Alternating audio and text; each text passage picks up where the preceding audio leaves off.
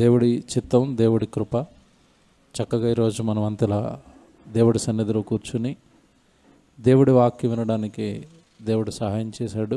ముందుగా మరి ఈ కార్యక్రమాన్ని ఏర్పాటు చేసి మనందరినీ పిలిచిన మరి చెల్లి మహాలక్ష్మికి నా జన్మదిన శుభాకాంక్షలు, వందనాలు తెలియజేస్తున్నాను. ఒక మంచి సంగతి, మనం ఎప్పుడు కూడుకున్న బైబిల్లో మన తండ్రి మన కొరకు రాయించినవి వాక్యాలు నేర్చుకోవడానికి కూడుకుంటాం. ఈరోజు కూడా ఒక ఉన్నతమైన సంగతి నేర్చుకోవడానికి కూడుకున్నాం. మానవులు కారణ జన్ముల అన్న అంశాన్ని నేర్చుకుంటున్నాం. దేవుని పిల్లలారా, ఈ సృష్టిలో పుట్టిన ఎన్నో జీవులు, ఎన్నో పక్షులు, జీవరాశులు మన కంటికి కనపడుతున్న అన్నిటిలోనూ మనిషి ప్రత్యేకమైన వాడిగా కనపడతాడు. మనిషికి ఒక ప్రత్యేకమైన లక్షణాలు కనపడతాయి. పరలోకంలో ఉన్న కన్నతండ్రి దేవుడు భూమి మీద ఉన్న తన పిల్లల విషయంలో ఎంత జాగ్రత్త తీసుకున్నాడో ఈరోజు అంశం వింటే మీరు ఆశ్చర్యపోతారు. బిడ్డల్ని భూమి మీద పుట్టించాడు. పుట్టించిన కన్నతండ్రి బిడ్డలు తనని ఎరగడానికి, లేదంటే వారి జన్మ యొక్క వాస్తవాలను వారు తెలుసుకోవడానికి కన్నతండ్రి రాయించిన విధానం చూస్తే రండి ఈరోజు ఆశ్చర్యం. భూమి మీదకి వెళ్ళిన తర్వాత వారికి ఇవ్వబడిన 60-70 సంవత్సరాల ఆయుష్కాలాన్ని బిడ్డలు ఎక్కడ వృధాగా లోకానికి ఇచ్చేస్తారోనన్న ఉద్దేశంతో దేవుడు ఇచ్చిన ఈ జీవితాల గురించిన ఆయన ఇచ్చిన వివరణ అద్భుతం, ఆయన రాయించిన విధానం అద్భుతం. దేవుడు భూమి మీద మనుషులను పుట్టిస్తున్నాడన్న మాట వాస్తవం. ఇది ఎవరు కాదనరు. మతాలకు అతీతంగా, అది హైందవ ధర్మాన్ని ఆచరించేవారు కానివ్వండి, క్రైస్తవులు కానివ్వండి, ఇస్లాం సోదరులు కానివ్వండి, అందరికీ ఒక సంగతి తెలుసు, అందరినీ పుట్టించేది ఎవరు? దేవుడే. కానీ పుట్టించిన దేవుడెవరో గుర్తించిన స్థితి, పుట్టించిన దేవుడు ఎందుకు పుట్టించాడో గుర్తించిన స్థితి, పుట్టించిన దేవుడు ఎలా బ్రతకమన్నాడో గుర్తించిన స్థితి, ఈ దౌర్భాగ్యమైన పరిస్థితి ఈరోజు సమాజంలో నెలకొంది. భూమి మీద ఏ వస్తువు తయారైనా దానికి ఒక పని ఉంటుంది. ఉదాహరణకి మైక్ తయారైంది, మైక్ ఒక పని ఉంది. వాటర్ బాటిల్ తయారైంది, వాటర్ బాటిల్కి ఒక పని ఉంది. ఈ పోడియంని మేము తయారు చేయించుకున్నాం. తయారు చేయబడిన ఈ పోడియంకి ఒక పని ఉంది. నేను ప్రసంగం చెప్పడానికి ఉపయోగపడుతుంది. ఈ మైకు నేను చెప్తున్న మాటను, చిన్నగా వస్తున్న మాటను బాక్సులోకి తీసుకెళ్ళి పెద్దగా చేసి మీకు వినిపింపజేస్తుంది. నేను మంచినీళ్ళు తాగడానికి ఇదిగో ఈ వాటర్ బాటిల్ ఉపయోగపడుతుంది. లైట్లు కాంతినిస్తున్నాయి, ఫ్యాన్లు గాలినిస్తున్నాయి, ప్రొజెక్టర్ బొమ్మ చూపిస్తుంది, బాక్స్ సౌండ్ ఇస్తుంది. నిరుపయోగంగా భూమి మీద మనిషి వస్తువులను తయారు చేయడు, ఇది మనకు తెలుసు. ఏ పని లేకుండా మనిషి వస్తువును తయారు చేయడు. అలాంటిది భూమి మీద పుట్టుకొస్తున్న ఈ కోటాను కోట్ల మందిని దేవుడే కంటున్నాడు, దేవుడే పుట్టిస్తున్నాడన్న వాస్తవం మనుషులకు అర్థమైతే అసలు దేవుడు ఎందుకు పుట్టిస్తున్నాడు మనుషుల్ని? ఏవైనా బైబిల్లో ఈ జన్మకు సంబంధించి సంగతులు రాశాడా? ఒకసారి మనం ఆలోచించాలి. బైబిల్లో ఒక మంచి మాట మొదటిగా చూద్దామండి. యోబు గ్రంథం, దయచేసి దేవుడు ఎంత బాగా మాట్లాడుతున్నాడో. 31వ అధ్యాయం యోబు గ్రంథం.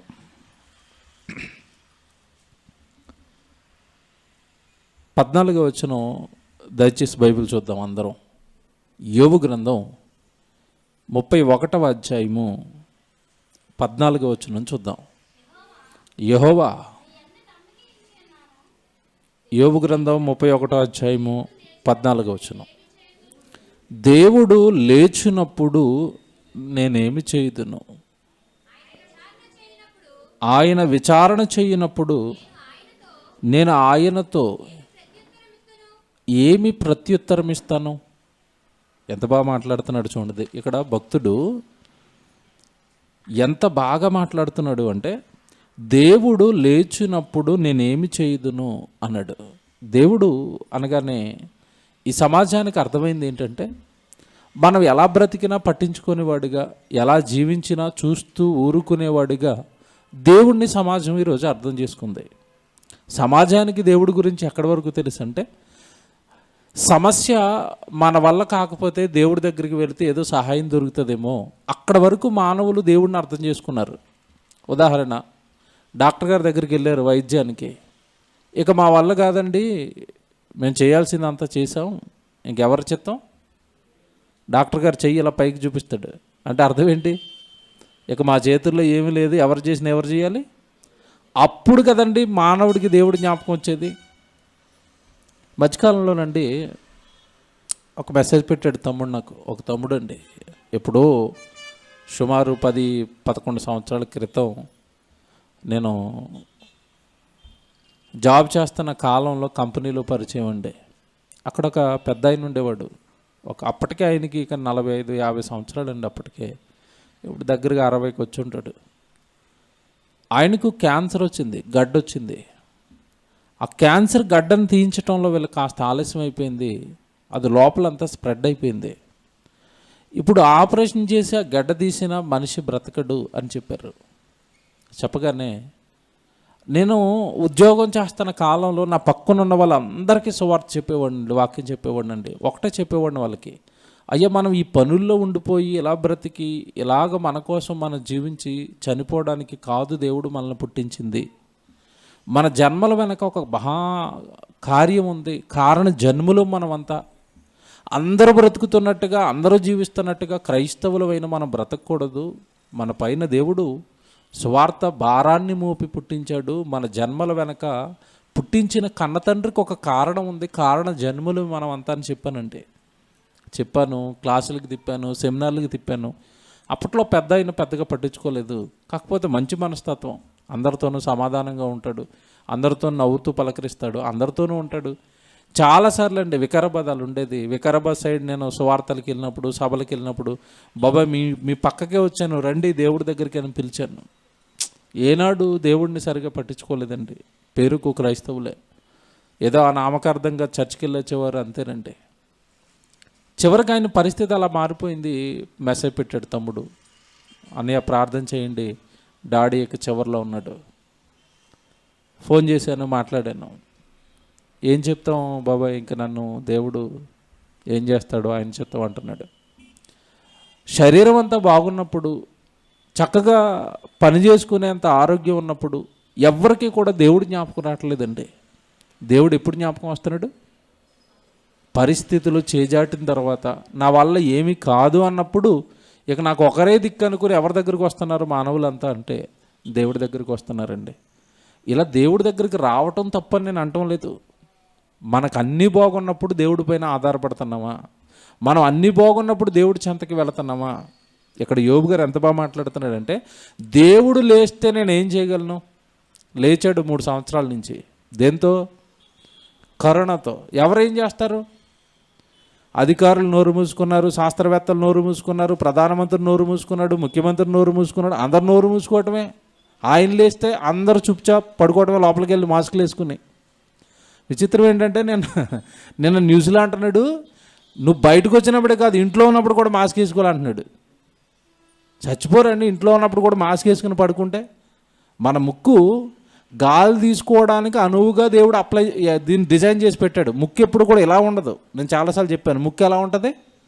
ఇలా ఉంటుంది. ముక్కు రంధ్రాలు ఎలా ఉన్నాయి చెప్పండి? ఇలా కిందకు ఉన్నాయి. స్ట్రైట్గా ఎందుకు ఎట్లేదు దేవుడు? స్ట్రైట్గా ఎడితే నువ్వు బండి మీద వెళ్తున్నప్పుడు పోలో మన గాలి వచ్చి కొట్టింది అనుకోండి, గాలి లోపలికి వెళ్ళకి చచ్చిపోతాం ఊపిరాడక. కనుక ఇలా డిజైన్ చేశాడు. అంటే గాలి తీసుకోవడానికి అనువుగా దేవుడిని ముక్కును పెట్టాడు. దానికి మాస్క్ వేస్తానంటే నువ్వు తెచ్చుకున్నావు, మరి ఏం చేయాలి? బయటకు వచ్చినప్పుడు ప్రజలు ఉంటారు, మనుషులు ఉంటారు, పెట్టుకోండి అంటే పర్వాలేదు.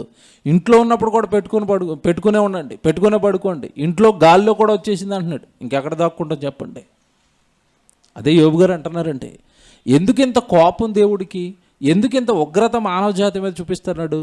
కారణం ఏంటంటే, మానవ జన్మ వెనుకున్న కారణాన్ని మనిషి గుర్తించలేదండి. చక్కగా చెప్తాను, జాగ్రత్తగా వినండి. ఈ జన్మలు, ఈ దేహాలు వెనకండి కట్టిన కన్నతండ్రికి బోల్డు ఆశలు ఉన్నాయి. ఎప్పుడూ ఆయన ఆశలను పట్టించుకోలేదండి మనిషి. లోకంలో ఒక సామెత ఉంటుందండి, సినిమా టైటిల్ కూడా పెట్టారు. ఎప్పుడో చాలా రోజుల క్రితం చూశాను. మా ఇంటికి వస్తే ఏం తెస్తారు, మీ ఇంటికి వస్తే ఏమిస్తారు. ఇదే అప్లై చేసాడండి మనిషి దేవుడికి. ఎప్పుడు కూడా దేవుడి నుంచి ఏం కావాలి? ఇవ్వు ఇవ్వు ఇవ్వు ఇవ్వు, ఆస్తులు ఇవ్వు, డబ్బులు ఇవ్వు, ధనాన్ని ఇవ్వు, ఉద్యోగాన్ని ఇవ్వు, వ్యాపారాన్ని ఇవ్వు, సంపదలను ఇవ్వు. నీ పని ఏం పని? నువ్వు ఇస్తూనే ఉండాలి. మేము ఎప్పుడు ఏం చేస్తూ ఉంటాం? తీసుకుంటూనే ఉంటాం. ఇది న్యాయం అండిది? ఎప్పుడైనానండి, ఎప్పుడు కూడా ఇస్తానే ఉంటాడండి దేవుడు. ఏమి ఇవ్వరా తిరిగి దేవుడికి అంటే? చాలామందికి ఏమర్థమైందంటే మనమేమి ఇస్తామన్నా దేవుడికి ఏం ఇమ్మని చెప్పలేదా? ఎందుకు జీవితాన్ని ఇచ్చాడు? ఏం చేయమని జీవితాన్ని ఇచ్చాడు? విందురు చూదురు కానీ.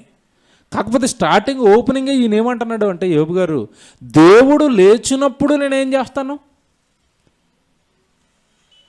దాక్కోవటమో, పరుగులు పెట్టడమో, ఏమండి దేవా బ్రతికించని ఆయనకు మొక్కుకోవటమో తప్ప నేను ఏం చేయగలను దేవుడు లేచినప్పుడు? ఆ తర్వాత మాట చూడండి, కింద ఏమంటున్నాడు? ఆయన విచారణ చేయనప్పుడు నేను ఆయనతో ఏమి ప్రత్యుత్తరం ఇత్తును? దేవుడు భూమిలో నిలబెట్టి ఎరా అన్నాడు అనుకోండి, మనిషి దగ్గర చెప్పడానికి ఏమైనా ఉన్నాయండి? ఏమైనా ఉన్నాయా? ఇదే యోబు గారు మరో సందర్భంలో అంటాడు,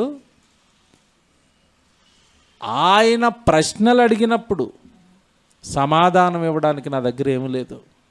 ఎందుకంటే ఆయన అడిగే ప్రశ్నలు ఇంకొక మంచి మాట అండి, దీనికి రిలేటెడ్గా యోబు గారే చెప్తాడు. ఆయన ప్రశ్నించినప్పుడు మానవుడి దగ్గర చెప్పడానికి సమాధానం ఏముంది? ఎందుకు తప్పు చేశావు, ఎందుకు పాపం చేశావు, ఎందుకు నన్ను నమ్మలేదు, ఎందుకు నేను బ్రతకమన్నట్టుగా బ్రతకలేదు అని దేవుడు అడిగితే తప్పించుకోవడానికి మనిషి దగ్గర ఆప్షన్ లేవండి. ఎందుకంటే ఒక ప్రశ్న నువ్వు తప్పించుకోవడానికి నువ్వు దాటేస్తే ఆయన 1000 అడుగుతాను అన్నట్టు. 1000 అట్లు ఎక్కడ తప్పించుకుంటాం? ఎక్కడో ఒక చోట కేసులో ఖచ్చితంగా మనిషి ఇరుక్కోవాల్సిందే. తప్పును తప్పని ఒప్పుకోవాల్సిందే. ఎంత బాగా చెప్తున్నాడు చూడండి. ఆయన విచారణ చేయనప్పుడు నేను ఆయనతో ఏమి ప్రత్యుత్తరం ఇత్తును? 15వ వచనం చూడండి. ఎందుకు నేను సమాధానం చెప్పలేను ఆయనకి? ఎందుకు నేను ఆయన లేచినప్పుడు నేను నిలబడలేనంటే, నన్ను గర్భమున పుట్టించిన వాడు వారిని పుట్టింపలేదా? గర్భములో మమ్ము రూపించిన వాడు ఒక్కడే కదా. గర్భములో మమ్మల్ని అందరినీ రూపించాడు కదా. గర్భంలో నన్ను కట్టాడు కదా. గర్భంలో నాకు అవయవాలు ఇచ్చాడు కదా. అలాంటి కన్న తండ్రికి నేను ఏం సమాధానం చెప్తాను? ఎందుకు నా కొరకు బ్రతకలేదురా అంటే, ఎందుకురా పాపం చేస్తున్నామంటే నేను ఏం చెప్తాను? ఆయనకి చెప్పడానికి నా దగ్గర ఏముంది? దేవుడి వాక్యం మన హృదయాన్ని తాకలేనప్పుడు, దేవుడి మాటలు మనల్ని కదల్చలేనప్పుడు అండి, ప్రపంచంలో మనల్ని బాగు చేసే దిక్కు లేదండి. మళ్ళా చెప్తున్నాను, దేవుడి వాక్యమే గనక మనల్ని కదల్చలేకపోతే, దేవుడి వాక్యమే గనక మనల్ని మార్చలేకపోతే, దేవుడి వాక్యం గనక మనల్ని కదిలించకపోతే మన హృదయాన్ని, అసలు మనం కాపాడే దిక్కు లేదు ప్రపంచంలో.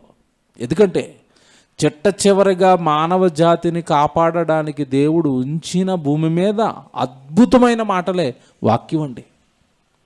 ఈ వాక్యం మన జన్మ ఎందుకో చెప్తుంది. ఈ వాక్యం నువ్వెందుకు పుట్టావో చెప్తుంది. ఈ వాక్యం నువ్వెందుకు బ్రతకాలో చెప్తుంది. ఈ వాక్యమే మరణం తర్వాత మనం ఏమైపోతామో చెప్తుంది. మనిషి గురించిన పూర్తి వివరాలు చెప్పేది వాక్యమేనండి. ఆ వాక్యమే మనకు తాకనప్పుడు, ఆ వాక్యమే మనల్ని కదిలించినప్పుడు ఇంక భూమి మీద మనల్ని బాగు చేసేదంటూ ఏమీ లేదంటే వాక్యమే. జాగ్రత్తగా ఆలోచిద్దాం. మానవులు కారణ జన్ములు అంటే ఇక్కడ ఒక మాట చెప్పాడు దేవుడు. ఏమని?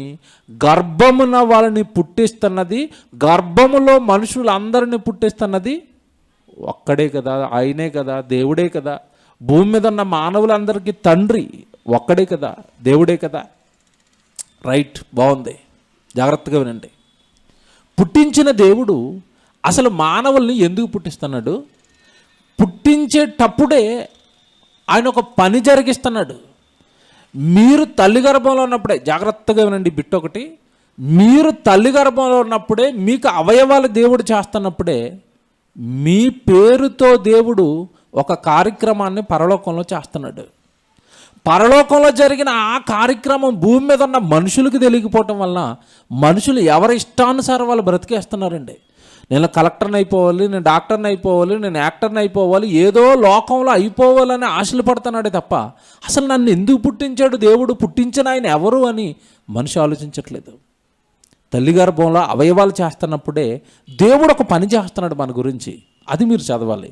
కీర్తనల గ్రంథం 139 ఏమంటే మన ప్రసంగాలు ఇక్కడికి నూతనంగా వచ్చిన వారికి చెప్తున్నాను, మేము ఏది చెప్పినా బైబిల్లో ఉన్నదే చెప్తాం. బైబిల్లో దేవుడు రాయించిందే మీతో మాట్లాడతాం కనుక ఖచ్చితంగా 100కి 100% మీ కన్న తండ్రి మాటలు కనుక అవి మీరు ఒప్పుకొని తీరాలి. 139వ కీర్తన 16 చూద్దాం, 15, 16 చూద్దాం. నేను పిండం 16 చదువుతున్నారండి. నేను పిండమునయ్యి ఉండగా నీ కన్నులు నన్ను చూచెను, నియమింపబడిన దినములలో ఒకటైనను కాకమునుపే నా దినములన్నీ నీ గ్రంథములో లిఖితములాయను. ఒక గ్రంథం వచ్చింది చూడండి ఇక్కడికి. మనకు బైబిల్ గ్రంథం ఒకటే తెలుసు. విచిత్రం ఏంటంటే మనం పుడుతున్నప్పుడే ఒక గ్రంథం ఉంది. ఎక్కడ? పరలోకంలో దేవుడి దగ్గర. జాగ్రత్తగా వినండి, పరలోకంలో ఉన్న కన్న తండ్రి దగ్గర ఒక గ్రంథం ఉందంట. ఆ గ్రంథంలో నియమింపబడిన దినాలన్నీ రాసుకున్నాడంట. నియమింపబడిన దినములలో ఒక్కటైనను కాకమునుపే, అంటే ఒక్క దినాన్ని కూడా దేవుడు వదలలేదు. జాగ్రత్తగా వినాలి, కొద్దిసేపు మనసు పెట్టాలి ఇక్కడే మీరు. దేవుడు నీకు భూమి మీద 60 సంవత్సరాల 70 సంవత్సరాల, మన సంవత్సరాలు అంటాం. దేవుడు ఇవ్వబడిన ఆయుష్కాలాన్ని, నియమింపబడిన దినాలంటే మన ఆయుష్కాలం గురించి మాట్లాడుతున్నాడు. ఆ ఆయుష్కాలాన్ని దేవుడు దినాలతో సహా లెక్క పెట్టుకుని భూమి మీద నీకు ఎంత ఆయుష్కాలం ఇచ్చాడో ఇవ్వబడిన ఆయుష్కాలాన్నంతా దినాలతో సహా లెక్కలు కట్టి ఒక గ్రంథంలో రాసుకున్నాడంట. ఆ వాక్యం అదేనండి. మనం చాలా సంవత్సరాల నుంచి కీర్తన 139 చదువుతున్నాం. మనకి విషయం ఎక్కలేదు అక్కడిది. నియమింపబడిన దినములలో, బాగా చూడండి బైబిల్లో, నియమింపబడిన దినములలో ఒక్కటైనను అంటే దేవుడికి ఒక్కరోజు కూడా లెక్కేనా? లెక్కే. మన సన్నిధికి ఎన్నిసార్లు లెక్కొట్టేద్దాం? ఆదివారం కాకపోతే వచ్చా, అది పోయింది ఏముంది అని మనం లైట్ తీసుకుంటాం. దేవుడు లైట్ తీసుకోడు. ఒరే నువ్వు ఒకరోజు రాలేదు నా దగ్గరికి, ఒక్కరోజు అక్కడ కౌంట్ పడుతుంది చూడండి. వాక్య భయం లేదండి చాలామందికి. ఇష్టం వచ్చినట్టుగా ఏవేవో సొంత కార్యక్రమాలు పెట్టుకోవటం, దేవుడికి డొమ్మ కొట్టేయటం. ఒక్కటి అక్కడ అదే ఉంది చూడండి బైబిల్లో. నేనే సొంత మాటలు చెప్పట్లేదు. ఒక్కరోజు నువ్వు నా దగ్గరికి రాలేదు, ఓ రోజు మిస్ అయిపోయావు. నీకు భూమి మీద ఇవ్వబడిన ఆయుష్కాలంలో ఒక్కటైనను కాకమునుపే ఆ దినములన్నీ నా గ్రంథం, నా దగ్గర ఒక పుస్తకం ఉంది.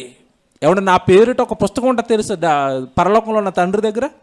ఈరోజు బర్త్డే జరుపుకుంటున్న చెల్లి పేరిట ఒక పుస్తకం ఉంటుంది. ఇక్కడ కూర్చొని మీ అందరి పేరిట పుస్తకాలు ఉన్నాయి. భూమి మీద పుట్టిన మనుషులు అందరి పేరిట ఏమున్నాయి పరలోకంలో ఉన్న తండ్రి దగ్గర? గ్రంథాలు. పుస్తకం అనలేదండి అక్కడ. ఏమన్నాడు? గ్రంథం అంటే అర్థం చెప్పండి. కొన్ని పుస్తకాల సముదాయాన్ని గ్రంథం అంటారు. నేను నీకోసం ఒక పుస్తకం రాశానని చెప్పట్లేదు అక్కడ. ఆయన ఏం రాసుకున్నాడంట? నీ గ్రంథములో లిఖితముల. దేవుడి దగ్గర ఒక గ్రంథం ఉంది. అంటే భూమి మీద ఉన్న మనుషులందరి చరిత్రలో కలిపి ఒక పెద్ద గ్రంథంగా ముందుగానే బ్లాంక్ పేజీలు రాసుకున్నాడు. ప్రసంగం జాగ్రత్తగా వినండి. ఇదిగో పలానా డేట్ నీ కుమార్తెను నేను భూమి మీదకి పంపిస్తాను. పంపించిన తర్వాత ఇదిగో ఈ సంవత్సరంలో ఇది చెయ్యాలి, ఈ సంవత్సరంలో ఇది చెయ్యాలి, ఈ నెలలో ఇది చెయ్యాలి, ఈ వారంలో ఇది చెయ్యాలి, ఈ దినంలో ఇది చెయ్యాలి అని భూమి మీద మానవులు చేయాల్సిన పనులన్నీ కూడా దేవుడు ముందుగానే రాసుకుని ఆ గ్రంథాన్ని ఆయన దగ్గర పెట్టుకొని భూమి మీదకి మనుషుని వదులుతున్నాడు. జాగ్రత్తగా ఉన్నాడు. మళ్ళీ చెప్తాను, ఇది ఒక్క పాయింట్ మీకు అర్థం కావాలండి. నేను భూమి మీదకి రాకమునుపే నా జీవితాన్ని రాసేసాడు. వీడికి 60 సంవత్సరాలు రాసేసాడు. ఈ 60 సంవత్సరాల్లో నేను ఏం పని చేయాలో రాసేసాడు. పుస్తకాన్ని ముందు రాసేసాడు. మీకు ఇది అర్థం కావడానికి ఒక ఉదాహరణ చెప్తాను ఇప్పుడే. దేవుడు ముందుగా రాస్తాడు, భూమి మీదకి పంపిస్తాడు. ఎవరైతే దేవుడు తన పుస్తకంలో రాసుకున్నది భూమి మీద జరిగిస్తారో వాళ్ళ పేర్లు మళ్ళా జీవగ్రంథంలోకి వెళ్తాయి. వాళ్ళు మరలా పరలోకానికి వెళ్తారు. కష్టంగా ఉంది కదా? ఒక ఉదాహరణ చూపిస్తాను. ఇక్కడ చేయబెట్టండి, మళ్ళీ ఇక్కడికి వద్దాం. అపోస్తుల కార్యాలులో దావీదు గురించి ఏం చెప్తున్నాడు చూడండి దేవుడు. అపోస్తుల కార్యాలు 13వ అధ్యాయము 22వ వచనం. అపోస్తుల కార్యాలు 13వ అధ్యాయము 22వ వచనం చూడండి. తరువాత అతను తొలగించి, ఎవరిని తొలగించేశాడు? సౌలును లేపుతాడు అంతే. దేవుడికి ఇష్టం లేదా లేపేస్తాడు. ఈడొద్దు, వేస్ట్, తీసేయండి, ఇంకొకరిని తెచ్చుకుంటాడు. కొరువండి భూమి మీద ఆయనకి. ఏమండి, మనుషులు కొరువండి భూమి మీద దేవుడికి. రాజు తప్పు చేస్తే సైతం వదలలేదు. వీడు తప్పు చేశాడు, లేపేయండి వీడిని, ఇంకొకడికి ఇవ్వండి ఆ పోస్ట్ అంటున్నాడు, అంతే, తీసేస్తాడండి. తరువాత దేవుడు అతనిని తొలగించి దావీదును వారికి రాజుగా ఏర్పరిచాను. ఎవరిని తీసేశాడు? సౌలుని తీసేశాడు. ఎందుకు తీసేశాడు? కారణం చెప్పండి. మర్డర్ చేశాడా? దొంగతనం చేశాడా? వ్యభిచారం చేశాడా? ఏమి లేదండి. అమాలేకీయులను చంపేసి రానాయన అన్నాడు, అంతే. అక్కడ ఉన్న జంతువులను చంపే, ఏమి వద్దు, అమాలేకీయులకు సంపద కానీ అమాలేకీయులు కానీ నా కంటికి కనపడకూడదు. ఒకప్పుడు నా పిల్లలైన ఇశ్రాయేలుని చాలా బాధ పెట్టారు వాళ్ళు. నేను చాలా కాలం నుంచి వాళ్ళ మీద పగ దాచుకున్నాను. ఆ పగ తీర్చుకున్న టైం వచ్చింది. లేపే, పగ తీర్చుట ఎవరి పని? తండ్రి పని. ఆ జాతి మంచిది కాదు, చెప్పాను, వింటలేదు వాళ్ళు. నిన్ను వేసేయమని పంపిస్తానని వేసే అన్నాడు, అంతే. దేవుడు ఏది చెప్తే అది నోరు మూసుకుని చెయ్యాలండి. ఎక్స్ట్రా మాట్లాడకూడదు ఇంక దేవుడికి. వేసేసి రానాయన అంటే సౌలు ఏం చేశాడంటే వెళ్ళడానికి వేసేయడానికి వెళ్ళాడు. గాడిదలు మేపుకునేవాడండి ముందు. అక్కడ చూసి జంతువులను చూసి కొంచెం మనసు లాగేసింది. మళ్ళీ మంచి కొవ్వుని జంతువులు కనపడ్డాయి. ఈ పట్టుకెళ్ళి దేవుడికి వేస్తే దేవుడు ఎక్కడ పొంగిపోయినా కిరీటం పెడతాడా అనుకున్నాడు. అందరిని చంపైన ఆయన అంటే అక్కడి నుంచి కొన్ని జంతువులను పట్టుకుని వచ్చాడు. ఎందుకు పట్టుకొచ్చావంటే ఏమన్నాడు తెలుసా? నేనేమో నా కోసం తేలేదు, నీకు బలివ్వడానికే తెచ్చాను అంటున్నాడు. నియంతండి దేవుడు తెలుసా. నోరు మూసుకుని ఏది చెప్తా చేయాలంతే. నేను వేసేయమన్నాను, నువ్వు వేసేయాలంతే. ఎవడరా వాళ్ళ దోపుడు సొమ్ము, వాళ్ళ ఆ జనాంగమే శాపభరితమైన జనాంగం. ఆ శాపభరితమైన జనాంగం పెంచుకునే జంతువులను వాళ్ళే లేపేయమంటే వాళ్ళ జంతువులు నాకెందుకు? తప్పు చేశావు, నిన్ను సింహాసనం నుంచి లేపేస్తాను అన్నాడు, అంతే. ఇంకెక్కడ ఎక్కువ మాట్లాడండి దేవుడు. నేను లేపేశాను అన్నాడు, అంతే. ఎప్పుడు లేపేశాడో కూడా తెలియకుండా లేపుతాడు దేవుడు. సౌలును లేపేశాడు సింహాసనం నుంచి. అతనికి ఇంకా తెలియలేదు. దావీదుని ఏర్పాటు చేస్తున్నాడు. ఏర్పాటు చేస్తూ ఒక మాట అంటున్నాడు అండి దావీదు గురించి. మీరు జాగ్రత్తగా వినాలి ఇదే. తరువాత అతనిని తొలగించి దావీదును వారికి రాజుగా ఏర్పరిచాను. మరియు ఆయన అంటే దేవుడు అంటున్నాడు దావీదు గురించి, నేను యెషయా కుమారుడైన దావీదును కనుగొంటిని. అతడు నా ఇష్టానుసారుడైన మనుషుడు. అతడు నా ఉద్దేశములన్నీ నెరవేర్చునని చెప్పి అతనిని గూర్చి సాక్ష్యం ఇస్తున్నాడు. ఏమిచ్చాడు సాక్ష్యం? ఇదిగో నేను ఇతను ఏర్పాటు చేసుకున్నాను దావీదుని. ఏర్పాటు చేసుకోక మునుపే ఇతడు నా ఉద్దేశములన్నీ ఏం చేస్తాడు అంటే, దావీదుని ఏర్పాటు చేసుకోక మునుపే దావీదు మీద దేవుడికి ఏమున్నాయి? ఉద్దేశాలు ఉన్నాయి. చాలాసార్లు అడుగుతాను, ఇప్పుడు అడుగుతాను. దావీదుని ఏర్పాటు చేసుకోవడానికి ముందే దావీదు భూమి మీద దేవుడి కొరకు ఏం చేయాలో దావీదు జీవితం పైన దేవుడికి ఉద్దేశాలు ఉన్నాయి. పౌలు గారి జీవితం మీద ఉద్దేశాలు ఉన్నాయి. యేసుక్రీస్తుల వారి జీవితం మీద ఉద్దేశాలు ఉన్నాయి. మీ మీద ఏమి లేవా? నా మీద ఏమి లేవా? బొత్తుగా ఎక్కడ దెబ్బతిన్నదండి క్రైస్తవ్యం అంతా. ప్రభు దగ్గరికి రండి అది ఇస్తాడు, ప్రభు దగ్గరికి రండి ఆశీర్వదిస్తాడు, ప్రభు దగ్గరికి రండి చివరికి లేపేసి పాతాళంలో వేస్తాడు. ఇది చెప్పారు తప్ప అసలు జన్మ వెనక దేవుడికి కొన్ని ఉద్దేశాలు ఉన్నాయి. నిన్ను పుట్టించిన దేవుడు భూమి మీద నిన్ను ఏదో చేయడానికి పుట్టించాడు. ఏం చేస్తున్నావు దేవుడికి? ఇది ఇప్పటి వరకు క్రైస్తవ్యానికి తెలియలేదండి బోధకులు. బాధని రగిలిపోతూ ఉంటుంది ఈ ప్రసంగాలు చెప్పినప్పుడల్లా. బేసిక్స్ అండి ఇవి. నీ జీవితం పట్ల, దావీదు జీవితం పట్ల దేవుడికి ఉద్దేశాలు ఉన్నాయి. దావీదును చాలా నమ్మాడు దేవుడు. ఇతడు ఖచ్చితంగా నా ఉద్దేశాలను ఏం చేస్తాడు? నెరవేరుస్తాడు. కొంతమంది అప్పుడప్పుడు దేవుడి పనిలో మాకు దెబ్బేసేస్తూ ఉంటారండి. దెబ్బ వేసి కొత్తోడికి అప్పగిస్తున్నప్పుడు చెప్తాను, నాయన పాత ఆయన దెబ్బ వేసాడు, ఆయన నువ్వైనా ఉంటావా? ఏమండి ఇచ్చేటప్పుడు అనుకో, అసలు లేదన్నా ఇంకా నేను ఈ పని తప్ప ఇంకో పని ఎత్తుకొని అంటాడు. ఎంతకాలం వేడి, ఆదివారం అట్టు మొలిచిందని సామెత ఉంది. కొత్త ఊపులో అసలు ఇదే అంటాడు, అంతే. నెమ్మదిగా చల్లారిపోతూ ఉంటుంది. ఇది వద్దండి, తప్పు. దేవుడు పక్షాన పని దొరకటం భాగ్యం. ఈరోజు దావీదుకు దొరికింది అది.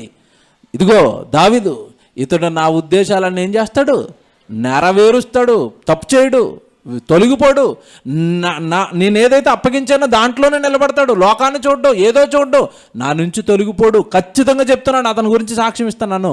దావీదు ఒక్కడే నా ఉద్దేశాలు ఏం చేస్తాడు?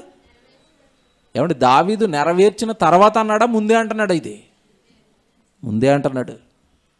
దావీదు కారణ జన్ముడా? కారణజన్ముడా? కారణజన్ముడు. పౌలు గారు కారణజన్ముడా? కారణజన్ముడే. పౌలు గారిని ఎందుకు పుట్టించాడు దేవుడు? గలతీ పత్రిక 1వ అధ్యాయము 15వ వచనం చూడండి. గలతీలకు రాసిన పత్రిక 1వ అధ్యాయము 15వ వచనం. అయినను, గలతీ పత్రిక 1వ అధ్యాయము 15వ వచనం అండి. అయినను తల్లి గర్భమునందు పడినది మొదలుకొని నన్ను ప్రత్యేకపరచి, అబ్బా, దేవుడు ప్రత్యేకపరచుకుంటాడా? అవునండి.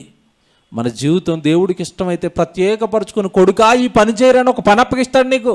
అప్పుడు నువ్వు అనుకోవాలి, అమ్మ దేవుడు నన్ను ఈ పనికి సెలెక్ట్ చేశాడా, స్తోత్రం తండ్రి. తెలుసండి, పని దొరకటం అంటే దేవుడి పక్షాన నీవేదో చేయడానికి దేవుడు నీ చేతి కదా అప్పగించటం అంటే నిన్ను ఎంతో నమ్మాడు దేవుడు, ప్రత్యేకపరిచాడు దేవుడు. అందరితోనూ కొట్టుకుని పోకుండా, అందరితోనూ ఒక్కళ్ళ లోకంలో బ్రతికి చచ్చిపోయి పాతాళానికి వెళ్ళిపోకుండా దేవుడిని నమ్మటం ఒక ఎత్తు అయితే, దేవుడు పని దొరకటం ఎంత బాగా చెప్తున్నాడు చూడండి పౌలు గారు. అయినను తల్లి గర్భమునందు పడినది మొదలుకొని నన్ను ప్రత్యేకపరచి తన కృపచేత నన్ను పిలిచిన దేవుడు, నేను అన్యజనులలో తన కుమారుణ్ణి ప్రకటింపవలెనని ఆయన నా యందు బయలును అనుగ్రహింపనప్పుడు మనుష్య మాత్రులతో నేను, ఏమండి, తల్లి గర్భంలో పుట్టినది మొదలుకొని నన్ను ప్రత్యేకపరచి దేవుడు అన్ని జనుల్లో తన కుమారుణ్ణి ప్రకటించడానికి నన్ను పుట్టించుకున్నాడు. తల్లి గర్భంలో నన్ను సపరేట్ చేసుకున్నాడు. తల్లి గర్భంలో అందుకే నాకు నోరు కట్టాడు. తల్లి గర్భంలో అందుకే దేవుడు నాకు కళ్ళు పెట్టాడు. తల్లి గర్భంలో దేవుడు అందుకే నాకు చేతులు పెట్టాడు. తల్లి గర్భంలో అందుకే నాకు కాళ్ళు పెట్టాడు సువార్త కోసం తిరగడానికి. అన్ని జనుల్లో తన కుమారుని ప్రకటించడానికి నన్ను, ఒకనాడు ఇశ్రాయేలు పక్షాన నిలబడి యుద్ధాలు చేయడానికి దావీదుని, ధర్మశాస్త్రాన్ని జ్ఞాపకం చేయడానికి, ధర్మశాస్త్రంలో ఉన్న విధులను చట్టాలను ఎప్పుడూ పిల్లల మధ్యలో ఉంచి తన తరం వారికి, తన చుట్టుపక్కల ఉన్న వారు అందరికీ కూడా సేవ చేయడానికి దావీదు పుట్టాడండి. దేవుని పిల్లలారా, భక్తుల జీవితాలన్నిటి గురించి దేవుడు ఒక మంచి ఉన్నతమైన మాట రాశాడు బైబిల్లో. ఒక దావీదు జీవితం మీద దేవుడు రాసుకొని ఇచ్చింది కాదు. నా జీవితం, నీ జీవితం, పౌలు గారి జీవితం, యేసుక్రీస్తుల వారి జీవితం, అన్ని భూమి మీద మనిషిగా ఎవరైతే పుడుతున్నారో బాగా వినండి, ఏ బిడ్డ భూమి మీద పుట్టినా వాళ్ళ జన్మలన్నీ కూడా దేవుడు రాసుకొనిస్తున్న జన్మలే. ఊరకనే ఏ జన్మ జరగదు. ఊరకనే ఎవరో రారు భూమి మీదకి. నువ్వు ఆ పని చేయటం లేదంటే దేవుడు ఉద్దేశం నీ జీవితంలో నీకు ఇంకా దొరకలేదు అంటే ఆ పేజీలు ఇంకా బ్లాంక్లోనే ఉండిపోయినాయి, అక్కడ వైట్ పేజీలే. ఆ పేజీలో నువ్వు చేసిన పని రాయబడాలి. ఆ పని కోసం నేను భూమి మీదకి పంపించాడు.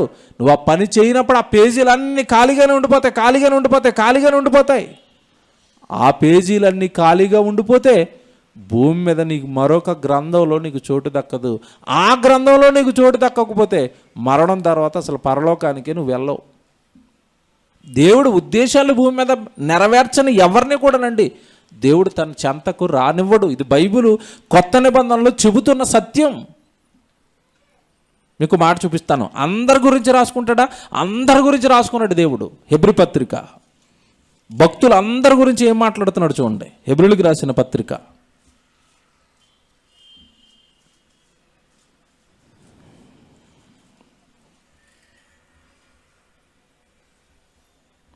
12వ అధ్యాయము 23వ వచనం చూడండి.